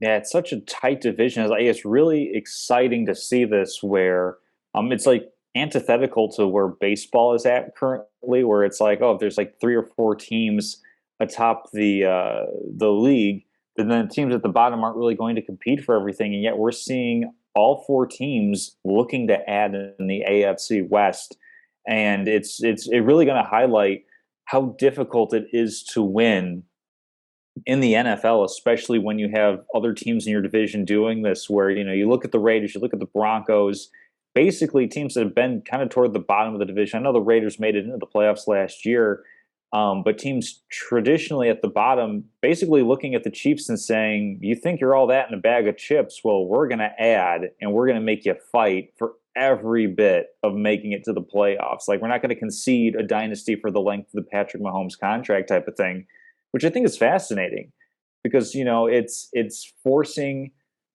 the team at the top to continue to be good. And honestly, like, I mean, we're preseason. We're not even like to the NFL draft. We're not even to like the second and third waves of free agency. So like right now, I think Chiefs probably stay atop that division.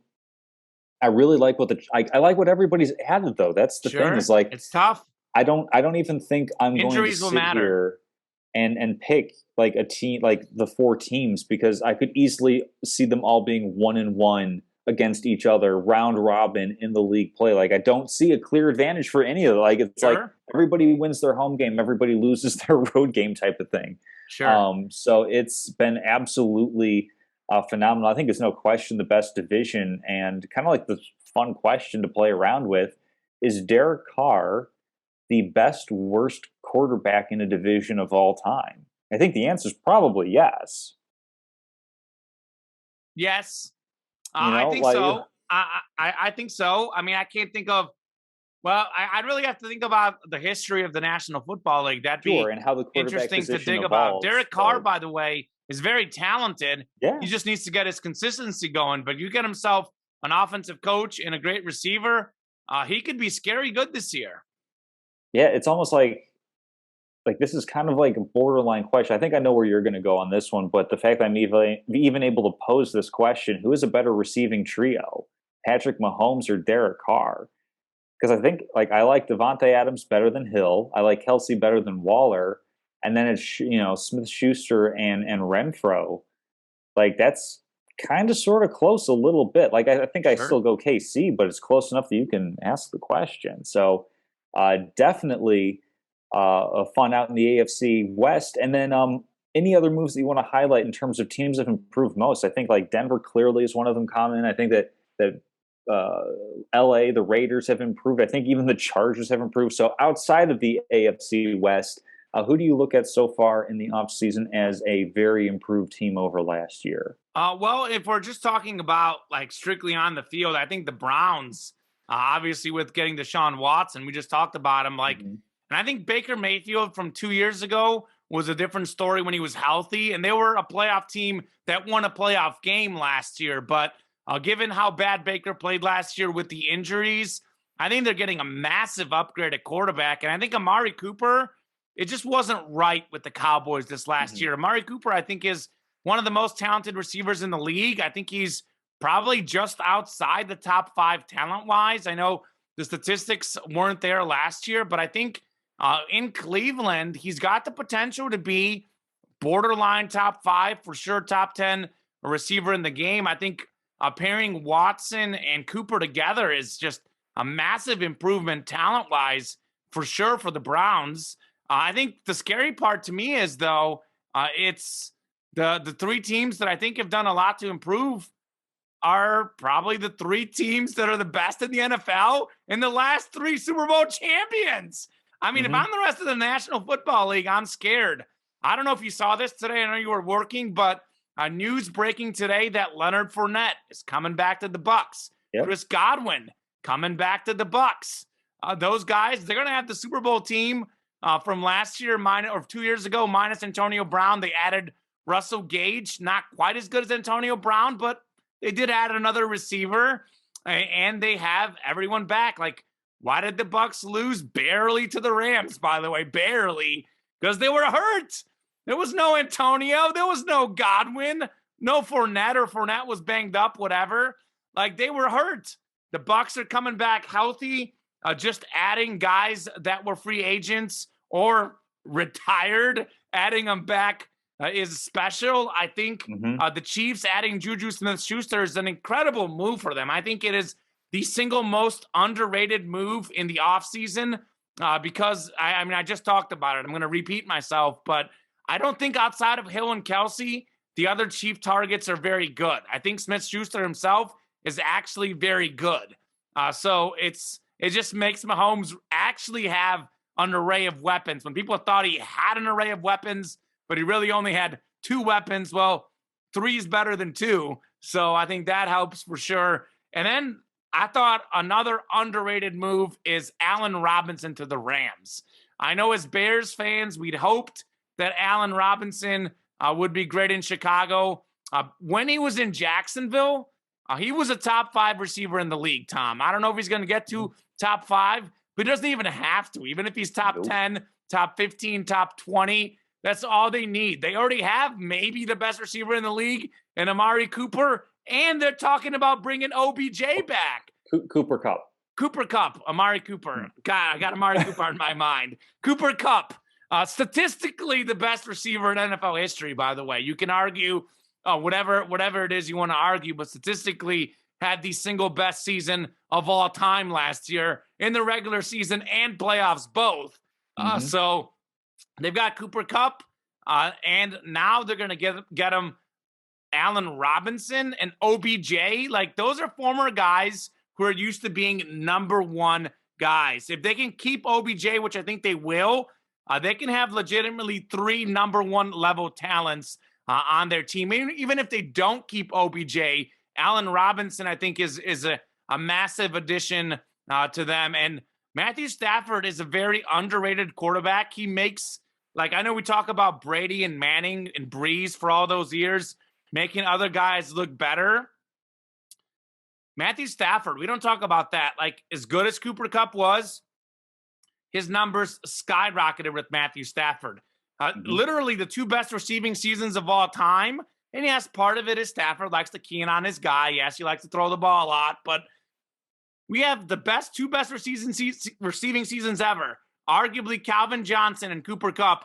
Stafford was the quarterback both times. And I believe Kenny Golladay led the league in, like, was it receiving yards or receiving touchdowns one of the years? Something like that, yeah. With Matthew Stafford as his quarterback. So talk about a guy who lifts up guys around them. That's something, I know we're talking about Hall of Fame. Stafford, should he make it, should he not? I know I very adamantly believe he is a Hall of Fame quarterback, and stats like that show you why. I think Allen Robinson, him and Justin Fields, they just didn't click. Him and the Bears offense just didn't click. I think he has regressed a little bit, but I think you can see what sometimes a fresh breath of fresh air will do for you, as it did with OBJ. OBJ isn't the number 1 receiver in the league when he went with the Rams, but he was very good. And that's all the Rams got to do with Allen Robinson. So if I'm the rest of the NFL and I'm seeing the Chiefs, Bucks, and Rams doing what they're doing, I'm terrified. And I think they're doing it because they have to. I think going into last year, we felt that the Chiefs and Bucks were the clear best 2 teams in the league. The rest of the league adjusted. They adjusted to what those 2 teams do well. They made additions like the Rams with Stafford. And I think we went from those are not, those are the clear best teams to we're not sure who the best team is. And I think those best teams right now, they're keeping an eye on each other. The Rams, the Chiefs, and the Bucks, they're like, we see what you're doing. We're going to do it too. So that's the part that stood out to me. The great teams got better.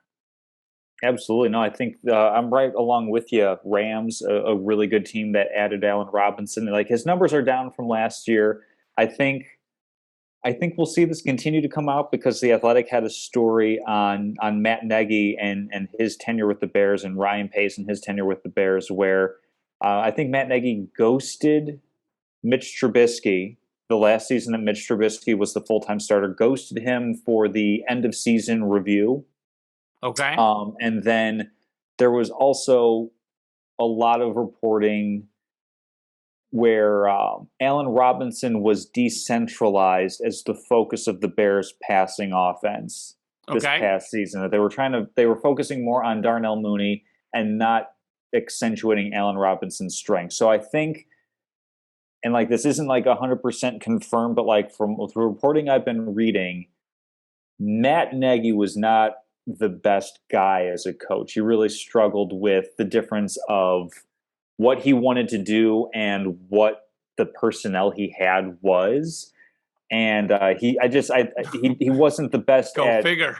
Not surprising. He was not the best at fitting his offense to his players' strengths, I guess is a good way to put that. And when he wanted to move on from somebody, he did. I mean, look at Nick Foles. Like, what's the difference between Nick Foles and Andy Dalton?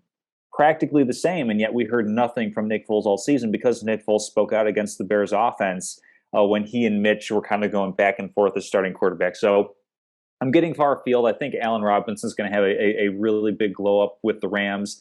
I think that the Colts turning Carson Wentz into Matt Ryan and an extra third-round pick is pretty good for a talented roster that is going from, instead of just the Titans a cakewalk in the AFC South, I think the Colts are going to be pushing them for that division title, so I like that move as well. And then, of course, it's hard to get much better than runner-up for the Super Bowl, but the Bengals are doing a lot to shore up their offensive line and actually, now that they have weapons for Joe Burrow, protect Joe Burrow so that maybe they can avoid that classic regression that you mentioned earlier. So those are some of the other moves that I really like, but a lot of stuff happening mostly in the AFC. NFC is going to be struggling a little bit, but certainly the couple teams at the top, like you mentioned, are going to be very scary to look at. And I think the rest of the conference is just going to kind of be sitting on their hands a little bit. Two other real quick things before we move on from the NFL. I did see this today on ESPN. We don't need to talk about it ad nauseum because we've kind of talked about it already, but it was very interesting to see that one of the offensive linemen of the Arizona Cardinals flat out said in an interview that Kyler Murray has maturity issues. So that was a very interesting takeaway. You might not have seen that. His own players, his own offensive linemen who are supposed to have his back per se, are questioning Kyler Murray's maturity. So that is something to think about. And I agree 100% about the NFC that a lot of it isn't great, but I think the Bucks and Rams, it's classic like the NBA East when MJ played and when LeBron played for the Cavs. It's like, yes, the West was a better conference. Yes, the East maybe only had MJ and LeBron, but maybe the NFC only has the Rams and Bucks. But the Rams and Bucks are very dangerous as far as a team. So I agree with you. A lot of the talent resides in the West, or not the West, North or AFC West. Correct, AFC West. But I think a lot of it is in the AFC, but the NFC has some real contenders. Those two top dogs you can't forget about. I also will echo your Matt Ryan statement. I think Matt Ryan a little bit past his prime, but he is a former league MVP, and I do think he's better than Carson Wentz, and I do think he's still better than Phillip Rivers on like his deathbed practically 2 years ago. Career deathbed, yeah. Career deathbed, right? Career deathbed. I don't want to say he's on his deathbed, but I think Matt Ryan is an improvement. I think Matt Ryan didn't have anyone to throw to in Atlanta the last few years. And I do think he doesn't have to be a great player there because he's got to hand the ball off to Jonathan Taylor and let Jonathan Taylor do his thing. The Colts will the AFC will be interesting because I agree with you. The Colts will push the Titans, but I don't know if they're going to get a wild card. There's so many good teams in the AFC. I was about to say they're going to get a wild card, but I'm not sure if that's going to happen. Win that division. They would probably be the third best team in the NFC, but they might not even make the playoffs in the AFC. But I still think it is an upgrade for sure of a team that really should have made the playoffs last year, if not for the last game against the Jaguars. So I said this last week, but it is wild. Normally, free agency, we think of NBA. This year, the NFL has stolen the show, and the MLB isn't doing too bad either. Absolutely. Moving into MLB free agency with everything kind of coming undone after the lockout is lifted. So we've got tons and tons of big moves. Let's say like the Blue Jays have been making trades, the taking advantage of the Oakland Athletics, just basically selling off anything that's not nailed down for parts. We've got the Atlanta Braves also taking advantage of that, adding Matt Olson, a relatively local guy. I believe Matt Olson is from Georgia, trading for him and then signing him to a massive extension, which then frees up their former first baseman, MVP, World Series winner, Freddie Freeman going to the Dodgers. Those are some big moves.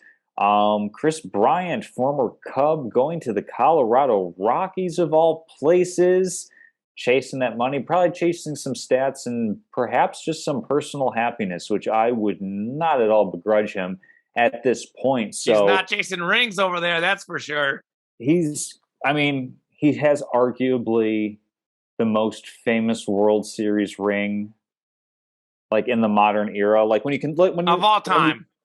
Of all time, like you look at like what he helped the Cubs do, the fact that when you look at any poster of the Cubs winning the World Series, he's the one throwing the ball to Anthony Rizzo. Like I'll dive into Chris Bryant really quick, and then we can get into some of the other big moves. I'm happy for Chris Bryant. I was surprised that he was going to Colorado of all places, but I suspect they were offering him the most money. Colorado's the closest geographically to where he grew up. I believe he grew up in Las Vegas. Great hitter's park for putting up numbers. Sure. And then like the thing I kind of noticed and heard from a lot of reporting in his, toward the end of his tenure in Chicago, the Cubs, of course, did the service manipulation where they kept him in the minors for a couple of weeks to get a 7th year of control on his contract, dealt with injuries, and I think also dealt with how much he was enjoying the game. There's a lot of pressure to win in Chicago, and thankfully the Cubs are able to accomplish that, winning a World Series. Finally. He had that watershed moment, but then things kind of petered out, and the Cubs never really got back to the World Series, never really got back to that point of being a perennial dominant contender or name in the World Series. And I think a lot of that wore on Chris Bryant because a lot of people looked at him as like the face of this, as being the best overall player. So I think personally he's getting, the most money. He's just saying the system has screwed around with me so much. I'm taking every single dollar I can. And also I'm going to go to Colorado where they're not going to care about contending for titles or anything. He's just going to be happy playing baseball. So like in an odd way, I'm kind of like really happy for him being in Colorado. It seems like an odd fit, but for him, it might be the perfect fit, Sure. Lack of expectation. He's already won MVP, Rookie of the Year, World Series. Like, there's nothing else for him to really accomplish than just enjoy his professional career.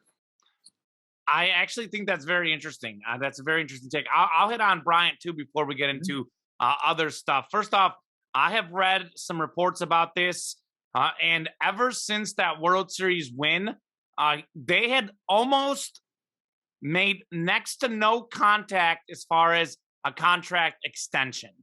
The Cubs were not really like when you have a star player like that. I mean, Chris Bryant, like when healthy, is borderline top 5 player in the game, the best player on your team without question. I think if you're that good and you're that young and you've already done that much for the organization, if you're going to be a free agent coming up soon, I expect that organization to be hunting you down. They should be calling you like, hey, Chris, we want you back. We want you back. This, by the way, is a report with Atlanta. They had the same issue with Freddie Freeman. Mm-hmm. They weren't hunting him.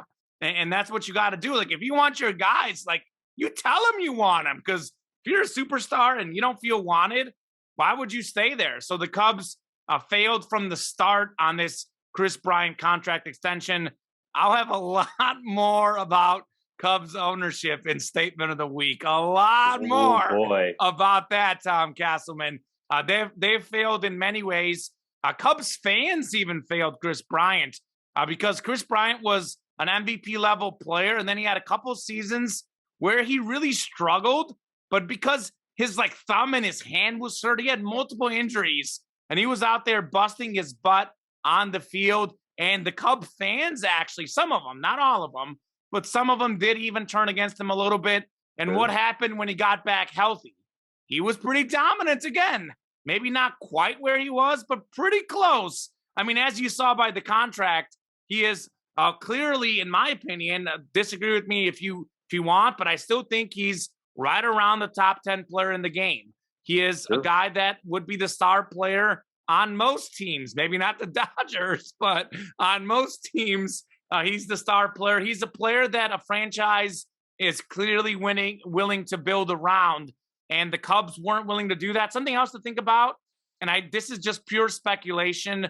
I don't know what Chris Bryant's thoughts are on this, but he played a lot of positions. Like he went from being a third baseman, then they moved him to the outfield, and sometimes he played third, sometimes he played outfield. He played a little bit of first base here and there. It's like, I don't know. I feel like that's a lot to ask for a star player. I'm interested to see where he plays in Colorado and if it is in fact third base and third base only. Because to me, it feels like for the Cubs, yeah, he won a World Series, he won an MVP, and they're trying to like squeeze him for money left and right. The fans are booing him. The managers ask him to play all over the field. Like star players typically are not utility men. Like credit to him for doing it, but literally he's a third baseman that I think played a little bit more outfield for the Cubs last year. So, and one other thing to think about, this kind of ties in to one more big free agent news, despite like the favorites. We'll talk about the favorites, what teams did the most to improve themselves. But the Chris Bryant move was probably number 2 move as far as superstars going to someone who's not a contender. The other one was Carlos Correa. He was considered by many as the number 1 free agent. A lot of top teams, including supposedly the Cubs, I'm not sure that's the case though, were interested in him. He goes to the Twins, who, with all due respect, not going to be in the playoffs, I don't think. I mean, you never know, but they certainly are not a contender. And it speaks to baseball. Baseball, and as well as they shouldn't do this in baseball, because in baseball you have 9 hitters, 5 pitchers. Like it's much harder to take over a game in baseball as it is in basketball, or even football or soccer. Baseball is a team game. That's why we see Mike Trout considered the best player in baseball for many years. He hasn't even come close to sniffing a ring, and people still have no problem labeling him the best player in baseball. So these baseball guys, I'm sure they all want to win a ring. You're a competitor. Everyone wants to win, but rings in baseball aren't as important to your legacy or your marketability, which is another problem baseball has in itself. But I think it is interesting that we have superstars like Correa and Bryant going to lesser markets, lesser teams. They're not as concerned about winning per se as maybe numbers, wins, and maybe not having the pressure to win. For sure. Well, a quick note on the Carlos Correa contract. So it's 3 years, I think like 105 million or something like that. There's opt-outs, right? Yeah, it has opt-outs after every single season. So he could easily just take 35 million from the Twins this year, hit the market again fresh next year, which I think is probably what he's going to do just from a strategic standpoint, because with everything being as rushed as it was, as everything being as close to opening day as it was, I don't think that he had as many teams vying for like a 10-year, $300 million contract that he would have liked. So I think this is definitely like a market building move for him. And quite frankly, I'm surprised that like some more of those contending teams, like you were saying, if you're basically just signing like one of the, if not the best shortstops in baseball to a 1-year deal for $35 million, like you don't have to have like any of that risk of a 10-year deal. Like, why wouldn't the Yankees do that? Why wouldn't the White Sox do that? I'm sitting here Where would they on play the him, south though? side. Put him at short, maybe move Tim Anderson to second base. Okay. Like Sure. that sort of thing. Like there definitely were a lot of other teams that could have made moves. Like the Padres, for example, Fernando Tatis. I don't think like if he's playing this year with that wrist injury, it's not going to be until toward the end of the season. Sure. So yeah, bring in Correa, to play alongside Manny Machado. Like there's a lot of teams that could have gotten creative, and I think the Twins were just the only ones that did. But Freddie Freeman going to the Dodgers, we talked about just one more star added to the list for them. So let me see what you have here. You have he's the 4th Dodger that's a previous MVP on that roster. So are they going to have the best record in baseball? Are they going to win the World Series? So it's kind of like Dodgers are the field question on both of these. Sure. And really quickly, just to touch on the updated playoff format for baseball, because I think that'll inform the conversation as well as what these teams have kind of been doing. The 2022 playoff format is going to be 12 teams as opposed to 10. So it'll be 6 teams per league, 3 division winners, 3 wild cards. The number 1 and number 2 seeds overall get a bye. The 4 through 6 seeds are the third seed is the third best division winner, and then 4 through 6, those wildcard teams are seeded in terms of just overall record. And then that first round with the lowest division winner and the 3 wildcards, that's 3 games in one location. So the division winner and then the best wildcard team host all 3 playoff games. There's no traveling back and forth. So I guess I missed this.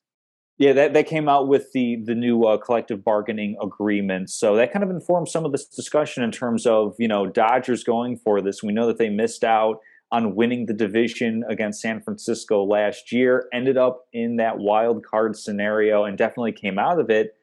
But how many bullets did they shoot, so to speak? How many of their options did they burn to win that 1-game playoff? And then they go out and they add Freddie Freeman, former MVP type of thing. So, who do you take as far as best overall record and, Dodgers of the field for World Series? All right. So real quickly, I want to ask you this question. So it's still the 1, 2, and 3 seeds. So say we have the same scenario as last year. Say because I think the Dodgers had the second best record in baseball for sure. And National League Giants had the best. So would the Dodgers then be the 4 seed as the highest wild card, or are they going to be the 2 Correct. seed? They would be the 4 seed as the highest wild card and host a best of 3 playoff series against the 6th seeded or the lowest remaining wild card. Baseball has the best and worst playoff system both. Just because and now they're getting closer to the worst because they used to have the best system in that they allowed the least teams to make it. I used to love how in baseball it truly was considered like a privilege to make the playoffs. Now they're getting closer and closer to that 50% making the playoffs. And it's all about money. Yeah. And the baseball owners, especially the Ricketts family, that's all they care about. More on that in statement of the week. But as far as I still think the NBA used to do division winners and NBA went 1 through 8 like a few years back. Maybe it was like 10 years ago. It's been a while now, but relatively recent change. The MLB can take a tip from that because if you're second best record in the league, you shouldn't be a wild card team. As far as the Dodgers, I think they're absolutely going to have the best record in the regular season without question because they actually missed it by like a game or 2 last year, and that's only because they had 1 game. They had tons of injuries last year, and who do they miss it to? The Giants. Well, who do the Giants not have anymore? Chris Bryant, who we just talked about. So I think they're absolutely going to be the number 1 team in the regular season. By the way, they're the 5th team to have 4 former MVPs on the same roster. So it's Freeman, 2020 NL MVP, Bellinger, 2019 NL MVP, Mookie Betts, 2018 AL MVP, back when he was with the Red Sox, Clayton Kershaw, 2014 NL MVP as a pitcher. So they actually had 4 MVPs on the roster last year, too. So 2 of the 5 occurrences are the Dodgers the last 2 years. They did have Albert Pujols, though, who obviously was past his prime. So the other teams, by the way, to have 4 separate MVP winners on their teams, 96 Red Sox, 82 Angels, 78 Reds. And then the 2 Dodgers teams I mentioned, only the Angels and Dodgers actually made the postseason, but only the Red Sox failed to win at least 92 games. So those teams all had success. Maybe it didn't translate to winning in the postseason or making the postseason, but with how many more teams make the postseason now, it would be very different, obviously. So I do think the Dodgers are the best, though. And I think they did lose Kenley Jansen. We'll talk about that with the Braves in a second. But I think that their lineup is just so good. And a really, really important piece, I think, is going to be Cody Bellinger. I think no player in baseball had more of an offseason last year than Bellinger did. And I think maybe something about the COVID really hurt him, having less games. I don't know. It just seems like Cody Bellinger wasn't right the last 2 years because he was MVP in 2019, and all of a sudden he was at that Mendoza line for batting average. I know he's a great player because of power and his fielding, but he's not going to hit as poorly as he did this last season. So when you're talking about who they're adding Freddie Freeman, and I think they're adding Cody Bellinger, to be honest, because Cody Bellinger last year played like a very average, mediocre player. So they're adding two players. I think they're the team. They're going to get the best record in the regular season. In the postseason, it's totally 50-50. They're clearly the best team in baseball. But even with all the injuries last year, I felt they were the best team in the postseason, and they got upset against the Braves. So there are no guarantees. For the sake of making a pick, I'll say sure. I'll go with what they did 2 years ago. Best record and World Series title. Didn't see it last year. They'll come right back and win it this year, but totally could go either way. Definitely the most talented roster. Even with losing Max Scherzer and losing Kenley Jansen, I think their lineup is significantly better, and they still have plenty of great starting pitching on the team. Absolutely. Their lineup goes a little something like this: Mookie Betts, Trey Turner, Freddie Freeman, Justin Turner, Max Muncy, Will Smith, Chris Taylor, Cody Bellinger, AJ Pollock. And that's another thing to keep in mind. We've got DH across baseball this year, so that's about as good of a lineup as you can make. I like the Dodgers to win their division, and obviously there's still some moves to be made in free agency. We'll do kind of like a preseason baseball show, so I'm going to withhold on World Series. I might take Field over Dodgers on World Series right now, but I'll take Dodgers over the Field on best record. I mentioned the Tatis injury for San Diego.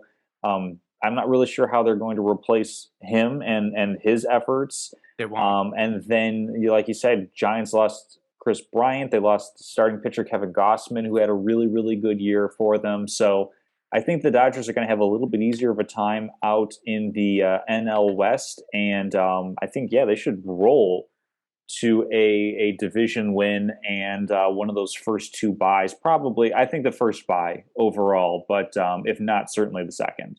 I'm going to hit on three teams real quickly before we wrap up MLB, and then obviously you can hit on anything else that you want. But I do want to talk about a few teams making positive moves that could definitely give their chances. You mentioned them a little bit off the top, but the Blue Jays added Matt Chapman to an already good lineup.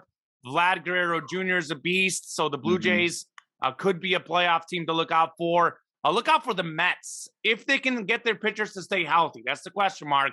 But they have Max Scherzer and Jacob deGrom, which is, possibly the two best pitchers in baseball. Big asterisk, especially for deGrom, if healthy. But those two alone could win themselves a World Series title. They still have Lindor, Alonso at the plate as well. The Mets are dangerous. And then wanted to get your take on any other teams you thought would be really good. I think the Rangers getting Corey Seager makes their team pretty good. And then obviously the Braves actually, oddly, I think are going to get better after that World Series title. I do think they lose Freddie Freeman, but they get Matt Olson, who I think is a slight downgrade, but also pretty close. Very good player. And they get Kenley Jansen, the great closer from the Dodgers. And I think similar to how I said Bellinger's going to be back because he wasn't there, Ronald Acuna Jr. is coming back. And he was actually arguably their best player. I mean, you can argue for Freeman, but Ronald Acuna Jr. is an incredible talent. And they won the World Series without him. So I think, to me, like the Dodgers are the favorite, but the Braves, who were kind of a Cinderella team last year, I have no problem putting them as the number 2 favorite, if not 2 for sure, top 3, because Atlanta is going to be a dangerous team come next year as well.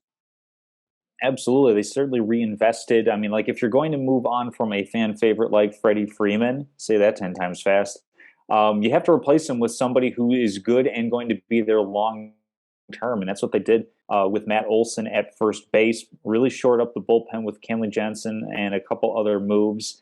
I like the Braves and their offseason so far a lot as well. I like what the Mets have been doing. It really seems like we're going to have, like the division winners, obviously, out of the AL and NL East and West. And I think that's where all the wild card teams are going to come as well. I think that both AL and NL Central division winners are going to be that third team that are going to host a bit of a wild card game because, Sure. quite frankly, none of them have really made any big moves. Like, who's the favorite in the NL Central, for example? Pirates aren't contending. The Cincinnati Reds are stripping everything down. The Brewers are, they retool a bit because that's what they do as a quote unquote smaller market team. It's the Cardinals. It's the Cardinals, but you could even make a semi-plausible argument for the Cubs if you wanted to. They brought in Marcus Stroman, prior to the lockout taking place. Seiya Suzuki, I mean, he's coming over from Japan. I hope he's going to be great. The Japanese guy. That would be really fun. They have enough kind of interesting pieces and a poor enough division that the Cubs could be in contention for that. The White Sox, after having a huge lead on their division, Carlos Correa to the Twins, that's like a 5.5, 6 WAR player that makes them instantly better. Cleveland's not necessarily going anywhere. So these teams, the in Guardians, the Central, right? Guardians, thank you. Yeah, no, they're now the Guardians. No, you just said Cleveland, but I was just going to say they're the Guardians now. Oh, yes. Yeah, no, you didn't say it wrong. I was just saying. Yeah, that's going to be another one to get. It's Guardians and it's Commanders. I actually Washington Commanders. Tangent. I liked Washington football team better, to be quite honest with you. Yeah, I actually kind of dug that with the numbers on the side of the helmet. I wanted them to be the Generals because Washington, the General. That's what I wanted. By the way, that might get into Harlem Globetrotter territory, though. Maybe that's what it was. I didn't do it because that's the Guardians, though. The Guardians, I love their logo with the ball, the way the Guardian comes out of the ball for Cleveland. Mm-hmm. I thought Cleveland did a good job with that. At least the logo looks really cool. Yeah, they did a pretty decent job, I would say. But yeah, it's just I like what these teams on the coast are doing. I like that Boston added Trevor Story. I like that the Blue Jays added just about every hitter that they could. I think they picked up Kevin Gausman as well to replace losing Robbie Ray. That's the best division. The two coasts are going to be so fun to watch, and then flyover country, so to speak.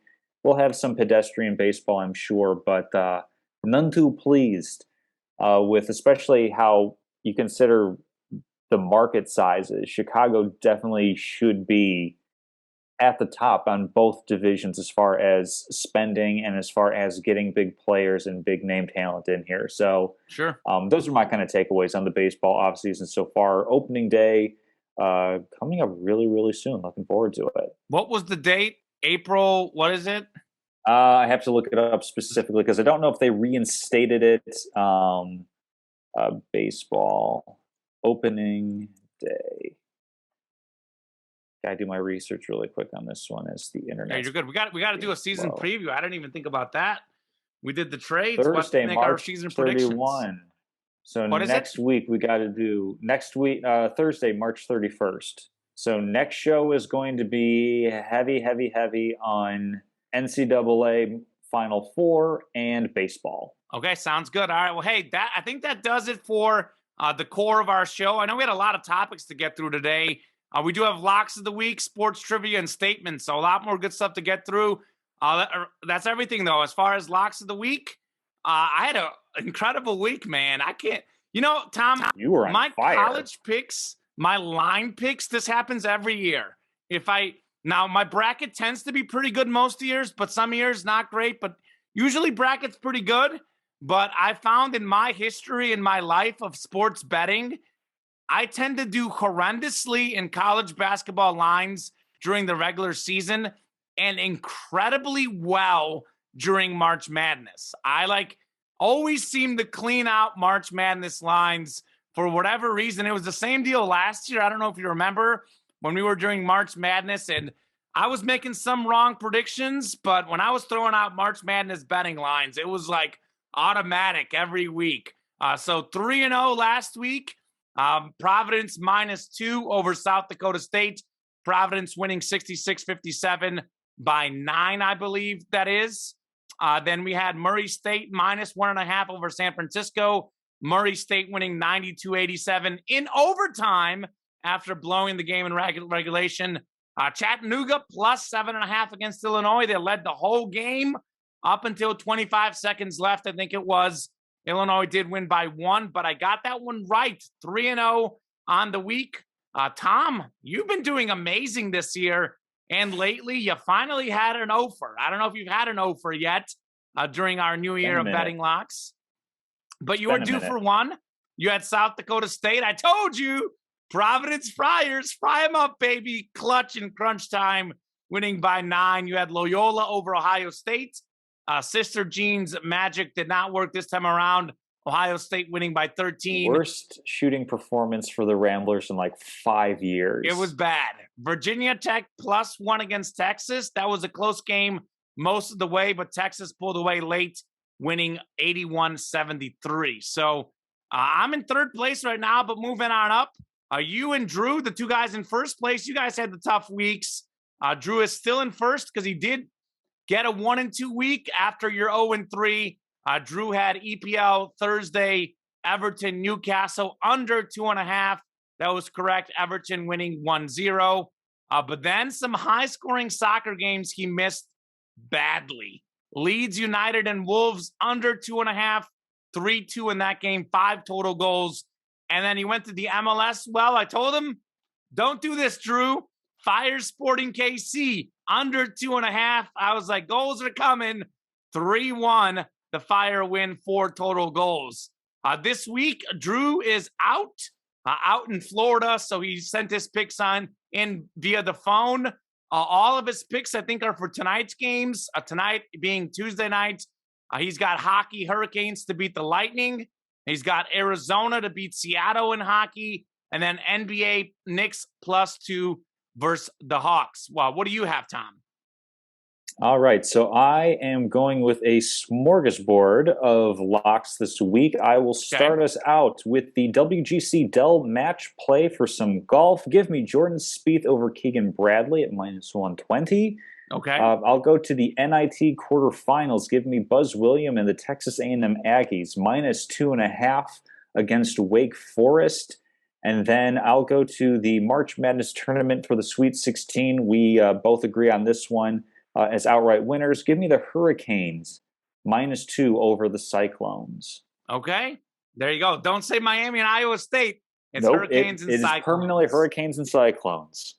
By the way, Texas A&M, at the top of my head, I agree with that pick. Talking about teams that maybe got snubbed come March Madness. They made the SEC title game, and turns out they had to win it because they didn't make the tournament. So maybe they're trying to prove that committee wrong by doing big in the NIT. So, Tom, I had, as I said, March Madness tends to do me well for bets. 3-0 week last week, picking March Madness. I'm going to stick with what's working. I'm going to roll with 3 March Madness Sweet 16 picks. First and foremost, I like Arizona -1.5 over Houston. I've said this multiple times on the show. I think Arizona has the most talented team in the country. I think they've got the best team in the country. I love Mathurin at the guard spot. Koloko, a beast down low, coming off a career-high 28 points against TCU. Houston's a very good team, but they have lost a couple guys off last year's Final Four roster. More than a few. They're not all there. I know that's his Final Four team from last year, but some of those guys are gone, and this line just doesn't make sense to me. It's a 1 seed with NBA talent like Mathurin, a future lottery pick, against the 5 seed. Arizona, too much scoring, too much athleticism for Houston to keep up with. Arizona is 33-3 this year, Tom. All 33 wins have come by 2 points or more. I kind of mentioned this earlier. A lot of times when you see a betting line like -1.5, I mean, what are the odds Arizona wins by 1? Like, not very high that happens. So if you think Arizona's going to win outright, what's an extra point? So give me the Wildcats -1.5. I think they get it done. No way Houston's winning this game.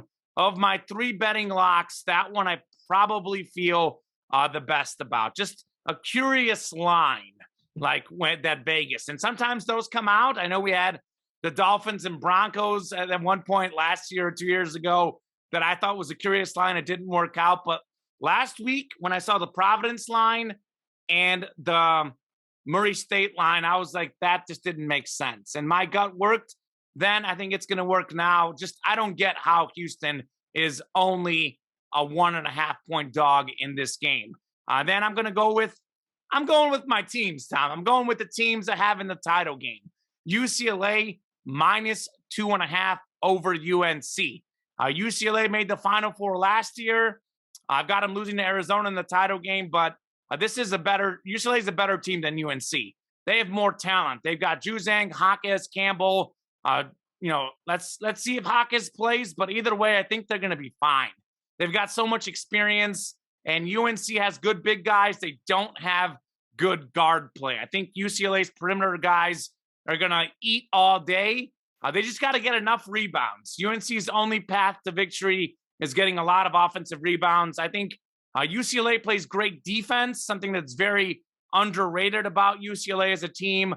So they'll play good enough defense. The Stars will score enough. UCLA wins by 3 or more over UNC, the 8th seed. And then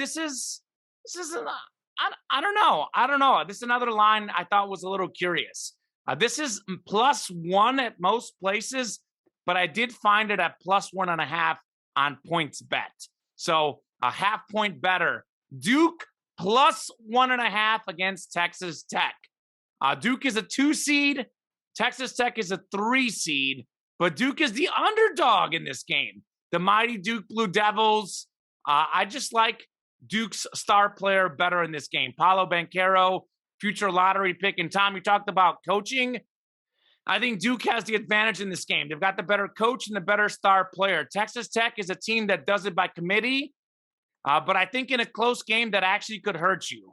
Bryson Williams is their leading scorer at 13.9 points per game. Their next leading scorer is Terrence Shannon Jr. at 10.5. So balance is important, but I think in a close game, you need a star player and a star coach to get you through the finish line. I think that's what Duke has. I actually would advise you to pick Duke straight up if you want a little slightly better payout, but I'll take my +1.5 with the Blue Devils and be happy. And my bonus pick doesn't count on my locks. I think it was 12.5. I'm not sure what the updated line is, but St. Peter's, a heavy underdog against Purdue. Purdue's going to win, but why not? Take the 15 seed to cover. A bonus pick does not count towards my record. So there you go. Sounds good. Moving into trivia, I've got one that I saw on Twitter that I thought was an absolute treat. But if you have one, you can go for that as well. All right. Do you want to go first? Like, should I ask first or should you ask first? I'll go ahead and give you mine first. So, okay. Only one player in the NBA top 200 scoring who has never made a 3. Now, this is going to exclude players who played before there was a 3-point era. And it's also going to exclude Earl Monroe and Walt Frazier, who are top 200 scorers, but they only had the 3-point line for 1 season in their careers. So this is somebody who's, I believe, the entire career. So all-time career points. Yeah, top 200 all-time career points, who has never made a 3-point shot. I mean, I bet you he's made 1, but my first guess is Shaq. Nope, Shaq did make 1. I think literally just 1. 1 3-pointer. Right? I had to throw it out there because it was absolutely. I figured that would be too easy of a question, but I just had to just throw it out there to see. Mm-hmm. All right, Shaq. Wilt Chamberlain? No, I think Wilt played most of his career without the 3-point line. So this is okay. So yeah, I think 3-point line was instituted, I want to say in 1980. I'd have to look up when was the 3-point line. So since the 3-point line is existed though. So this is something like correct. 70s, 80s, 90s, 2000s. Yeah, you look that up what year it is and I'll think about it now. Okay. So the league did not adopt the 3-pointer until 1979. Okay. So players in the 80s, 90s, and 2000s. So I'll give you. So the first hint is going to be this player. The first 3 years of his career, there was no 3-point line, but then he played. Robert Parrish. Excellent. That is in fact the player who it is. Yeah, he played forever. That was my thought, and he was a big man. Because I only had big man in my head. It was, Exactly. and I figured my other guess was Kevin McHale, but I was like, McHale had a decent mid-range jumper. He had to have made some threes. I don't think he was a three-point shooter. For some reason, I had Celtics in my head. So Yeah. Robert Parrish. Robert Parrish. Yeah, that's Good job, fascinating. Tommen. That's a great one. Yeah, because like I didn't even get to the rest of my hints where it was won a ring with the Bulls, Okay. 9-time All-Star, and then the one that was going to make it really easy was going to be 1-0 on his jersey was not enough. He needed two. There you go. So that was my layup at that point. That was good. I did well. Yeah, no, that was a great pull. That's some of my best trivia I've ever done. That was impressive. File that one away. A pat on the back. I'm proud of myself. File that one away. I like take a lot of pride in knowing useless sports trivia. I just do. Yeah. We all got to take pride in something that we're good at, even if it's completely useless. It's useful to impress people in a show like this, I guess.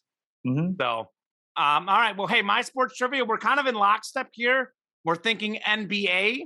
Okay. So this is something that may or may not happen this season, but it could happen. My best guess is it is going to happen because I think all three guys probably, if it gets down to the last 2 or 3 games, they'll probably chase the scoring title and get enough points. So LeBron currently has 30.00 points per game. Giannis and Embiid both have 29.8. So in the history of the league, 8 times we've had 3 guys in the same season average 30 or more points per game. Most of them are way back in the day. I'm not going to ask you to guess that. We had one very recently in 2019 where it was James Harden. We had Beal and Lillard all averaged 30 or more a game.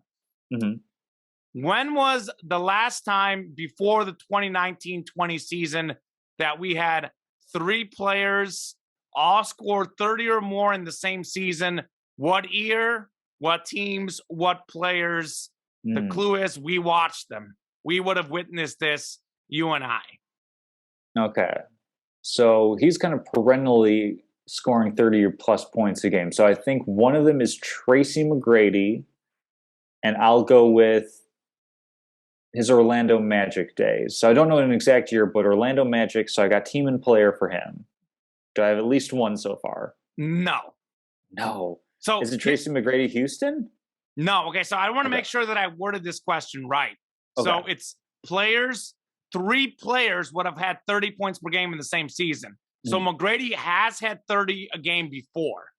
However, in the season that he had 30 a game, there were not 2 other guys who also had 30. So it's 3 players who all had 30 in the same season. So McGrady, when he scored 30, there was not 2 other guys. Okay. So it's a little tricky, but for sure. These are 3 big-time scorers, 3 guys that you associate scoring with, and definitely 3 guys you and I grew up watching. So I'm going to go with Kobe Bryant. Okay. Is one of them. Yep.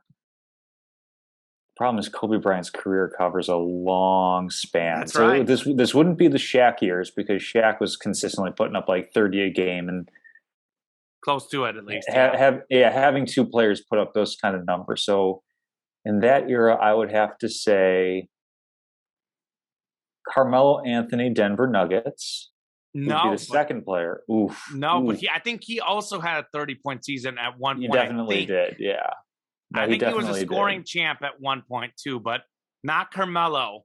But I want to say, I don't know if this would give it away, but it's still 2 other guys. I believe Carmelo was a Nugget during this season. I believe he was still a Nugget at this time. Almost positive he was a Nugget this season, if that helps you. Okay, so that narrows it down a good bit. Was Allen Iverson still hooping enough to put 30 up? Oh, you bet he was. All right, so I've got AI and I've got Kobe. They were the 2 leading scorers this season. Kobe first at 35.4, Allen Iverson second at an even 33. All right. So then no T-Mac. Also, so I don't think Dirk ever had a 30-point season. I don't think Duncan did either.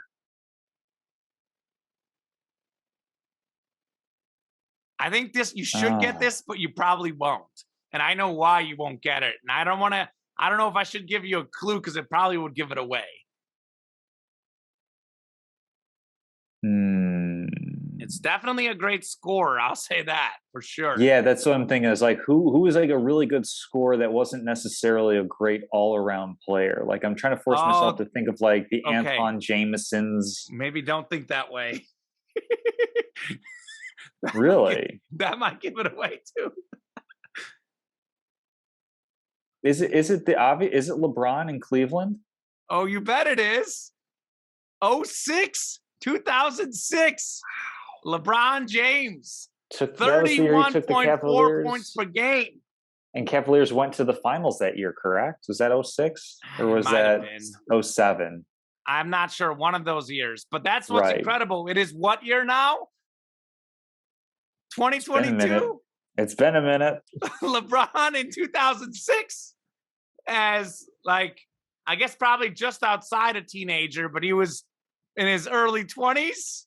Mm-hmm. Now he's in his late 30s, dropping over 30 a game in 06, dropping 30 or more in 2022. Just remarkable.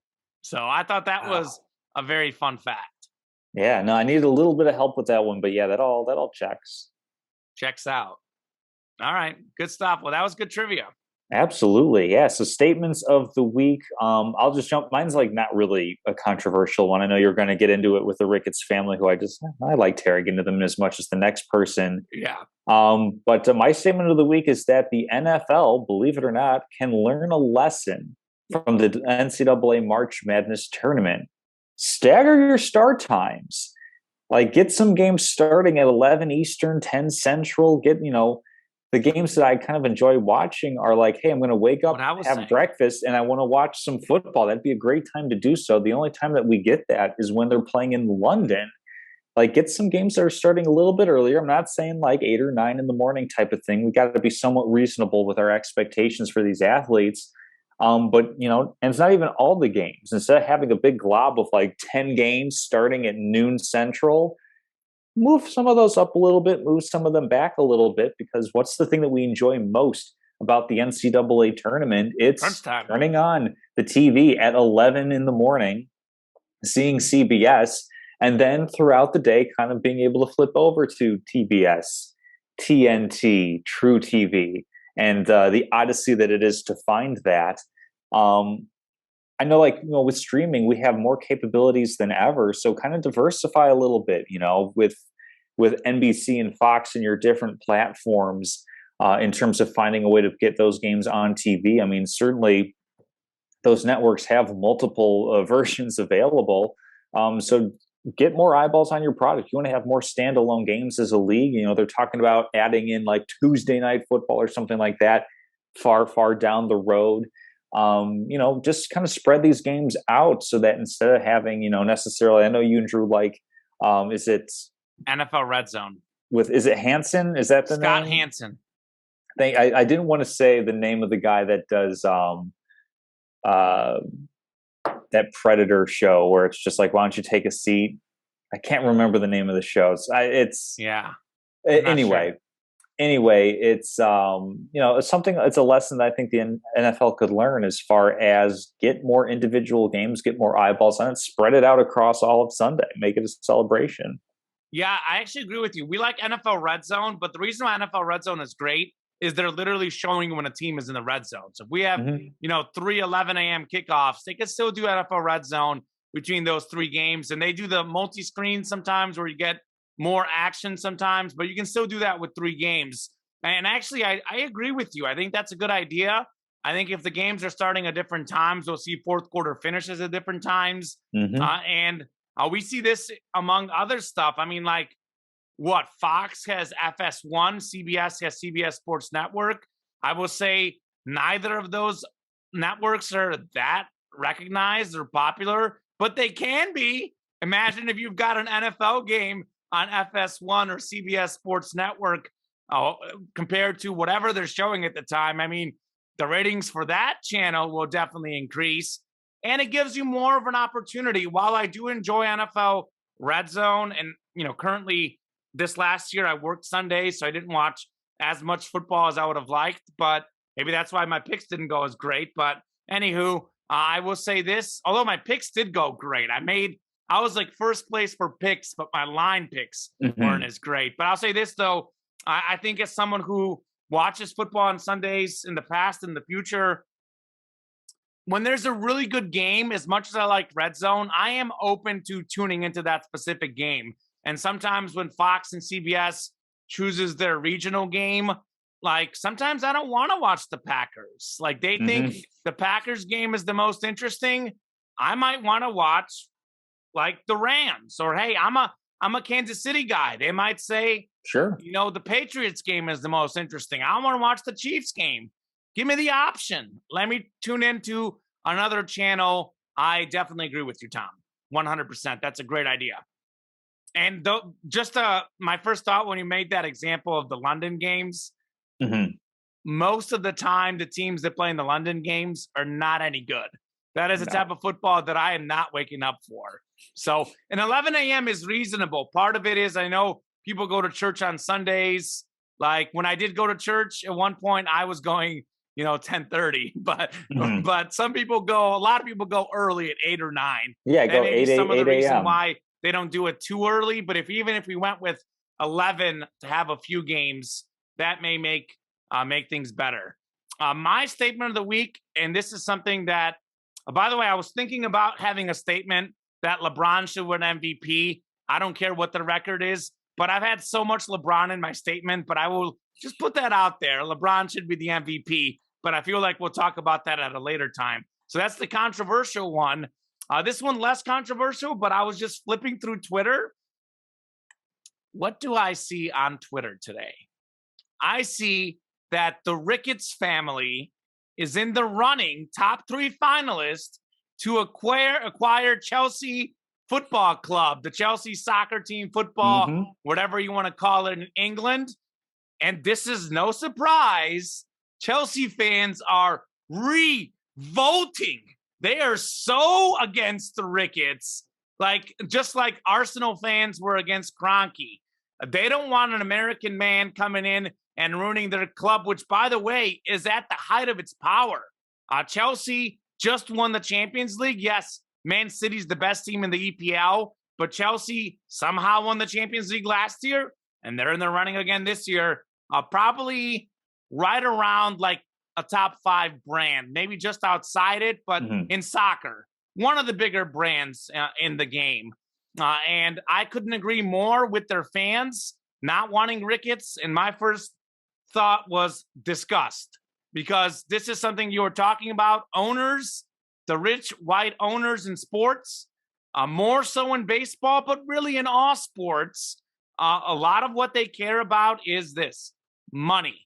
They care about money, and I think the Cubs won the World Series because they got Theo Epstein.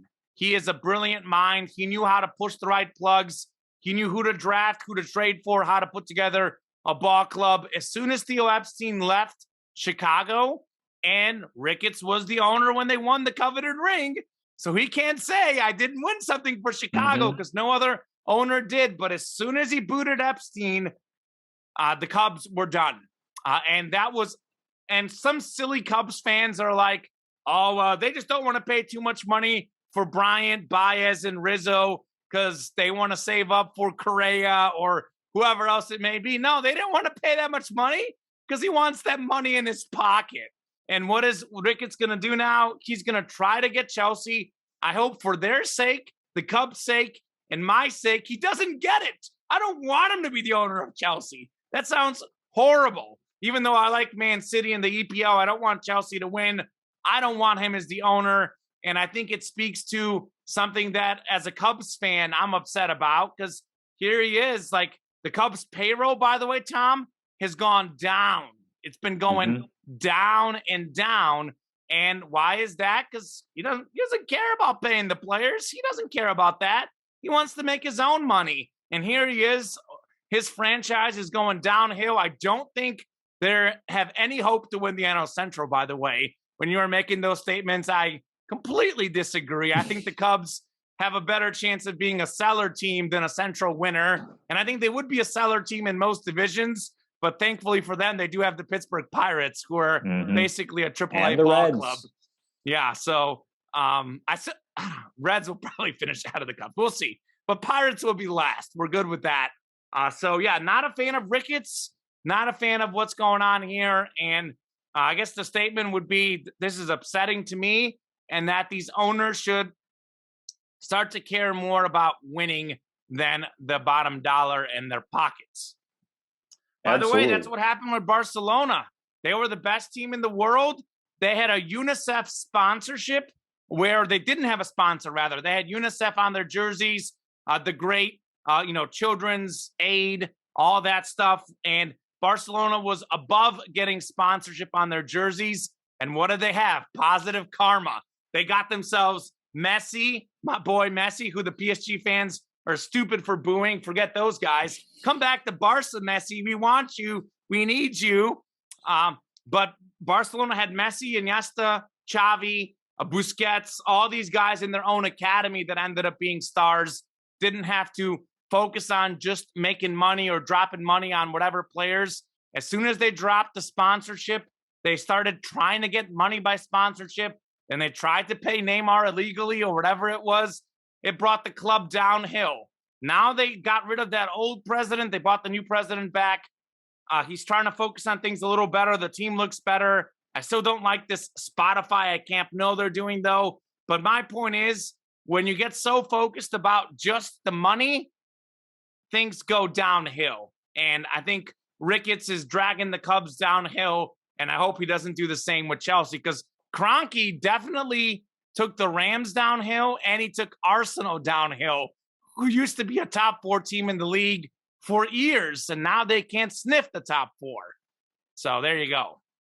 Absolutely. No, it's definitely that thing that owners are doing now, or that wealthy folks are doing now, is that they look at sports and they see basically these leagues are printing money because this is the last bastion of reality TV, if you will. This is the last of live programming where people actually sit down at a set period of time to watch a sporting event and thereby see a lot of the advertisement dollars that go along with that. So yeah, it's definitely, hey, let's acquire this franchise that we know is only going to make money and find a way to make as much as we can out of that while perennially not really contending. Like, really, that was what got the Ricketts to buy the Cubs, is that Tom Ricketts had to go to his father and say, hey, we should buy the Cubs. And his father said, I don't know anything about baseball. And Ricketts said, and Tom Ricketts said to his dad, the fans pack the house when the Cubs are losing. Imagine what happens if they win. And that's how he got his dad to front a lot of the money that was used to buy the Cubs. And we saw, we see with Gallagher Way, we see with all the different hotel properties and everything, the bars around Wrigleyville, that's what these owners are doing now, and that's basically the only thing that's going to fix that and get winning owners back into sports, is to find a way to incentivize and tie the amount of money you make to how well you do. And basically making it that having a losing team is unprofitable for you. I don't know how it's going to happen. It's not going to happen, quite frankly, because you need all the ownerships to ratify that. And as long as they're all making money, like, they don't really care. So this is what I have written in my notes. And that's my question to you, but you kind of sort of answered it. I don't know the exact solution, but this is literally what I wrote in my notes just as a reference point, and I didn't know if I was going to say it and how I would word it, but I'll read it word for word for you, Tom. This is what I wrote. This is insane that we have owners like this. The leagues need to give penalties to the owners for tanking. This is getting out of control. So, yes, I don't know exactly how it's going to happen, but I kind of echo what you just said. I think that you need to have financial repercussions for having losing seasons. And that's something that they have in Europe, by the way. And that's something that American sports needs to think about. Relegation in Europe, if you're in the first division and you lose, I think it's typically, it's different among leagues, I think, but on average, the bottom 3 get relegated or they get put in a playoff for relegation. For sure, the last place team gets relegated, but on average, it's something like The bottom three go down to the second league. The top three in the second league go up to the first league. So if you're near the bottom, you will get relegated. And what happens with those leagues is you've got a lot more TV money, especially specifically if you look at the Premier League or La Liga top division versus second division. They are shown all over the world, those leagues, so the teams get a portion of that money. Now, if you're in the second division, you're not sniffing that money. So playing in the second division has financial repercussions for the owners. And what happens in soccer the last 2-3 weeks of the season, these top division teams do not want to get relegated. So it creates for a lot of dramatic games late in the season where every team is trying. Because in soccer, like in a given league, you've got, let's say, 18 teams in the league. So the top 4 are fighting for Champions League spots in the main leagues. Then you got the next few batch are fighting for Europa League spots. And then you've got like maybe at the end of the season, you have like 3 or 4 teams that are sort of in the middle and have no chance for Champions League or Europa League, no chance for relegation, but pretty much every team is fighting for something. You're either fighting to get in the big dance or the NIT, which is basically Europa League, which is also more money for your team, or you're fighting to stay in the first division. How exciting would the NBA, NFL, MLB be if we have a second division? You're talking about all these new cities that want franchises? Absolutely. Let's bring in the new franchises, bring them in to the second division, and if they win, like whatever, their top 3 in the second division, they get promoted to the National Football League. Then you look at these teams at the bottom of the NFL, they get put into the second division. How cool would that be? I mean, I would pay for that. That would be exciting. I think that'd be really cool. That would be a lot of fun.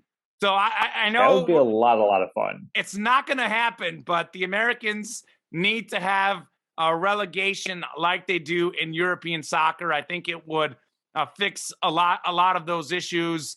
I think the NBA is sort of making some progress in that, not entirely, but I do think they're kind of making at least small amends in that way, which the NBA typically does with the play-in games, those 10-7 seeds, whatever. But still, there's still enough teams there at the bottom that still are gonna, they're gonna tank. Yeah. But yeah, relegation. Let's make it happen.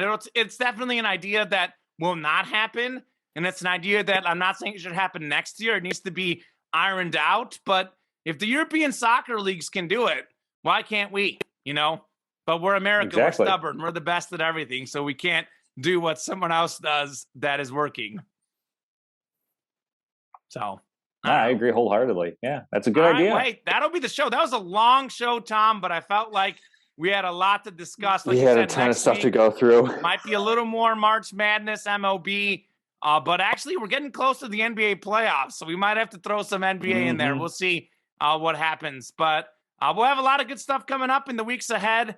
It's good. It's a good problem to have when we have a lot of stuff to talk about. Obviously, once March Madness is over, we probably want to talk MLB every week, so it'll be a very NBA-centric show.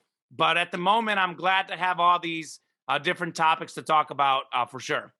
Absolutely. Great show coming, and looking forward to next Tuesday.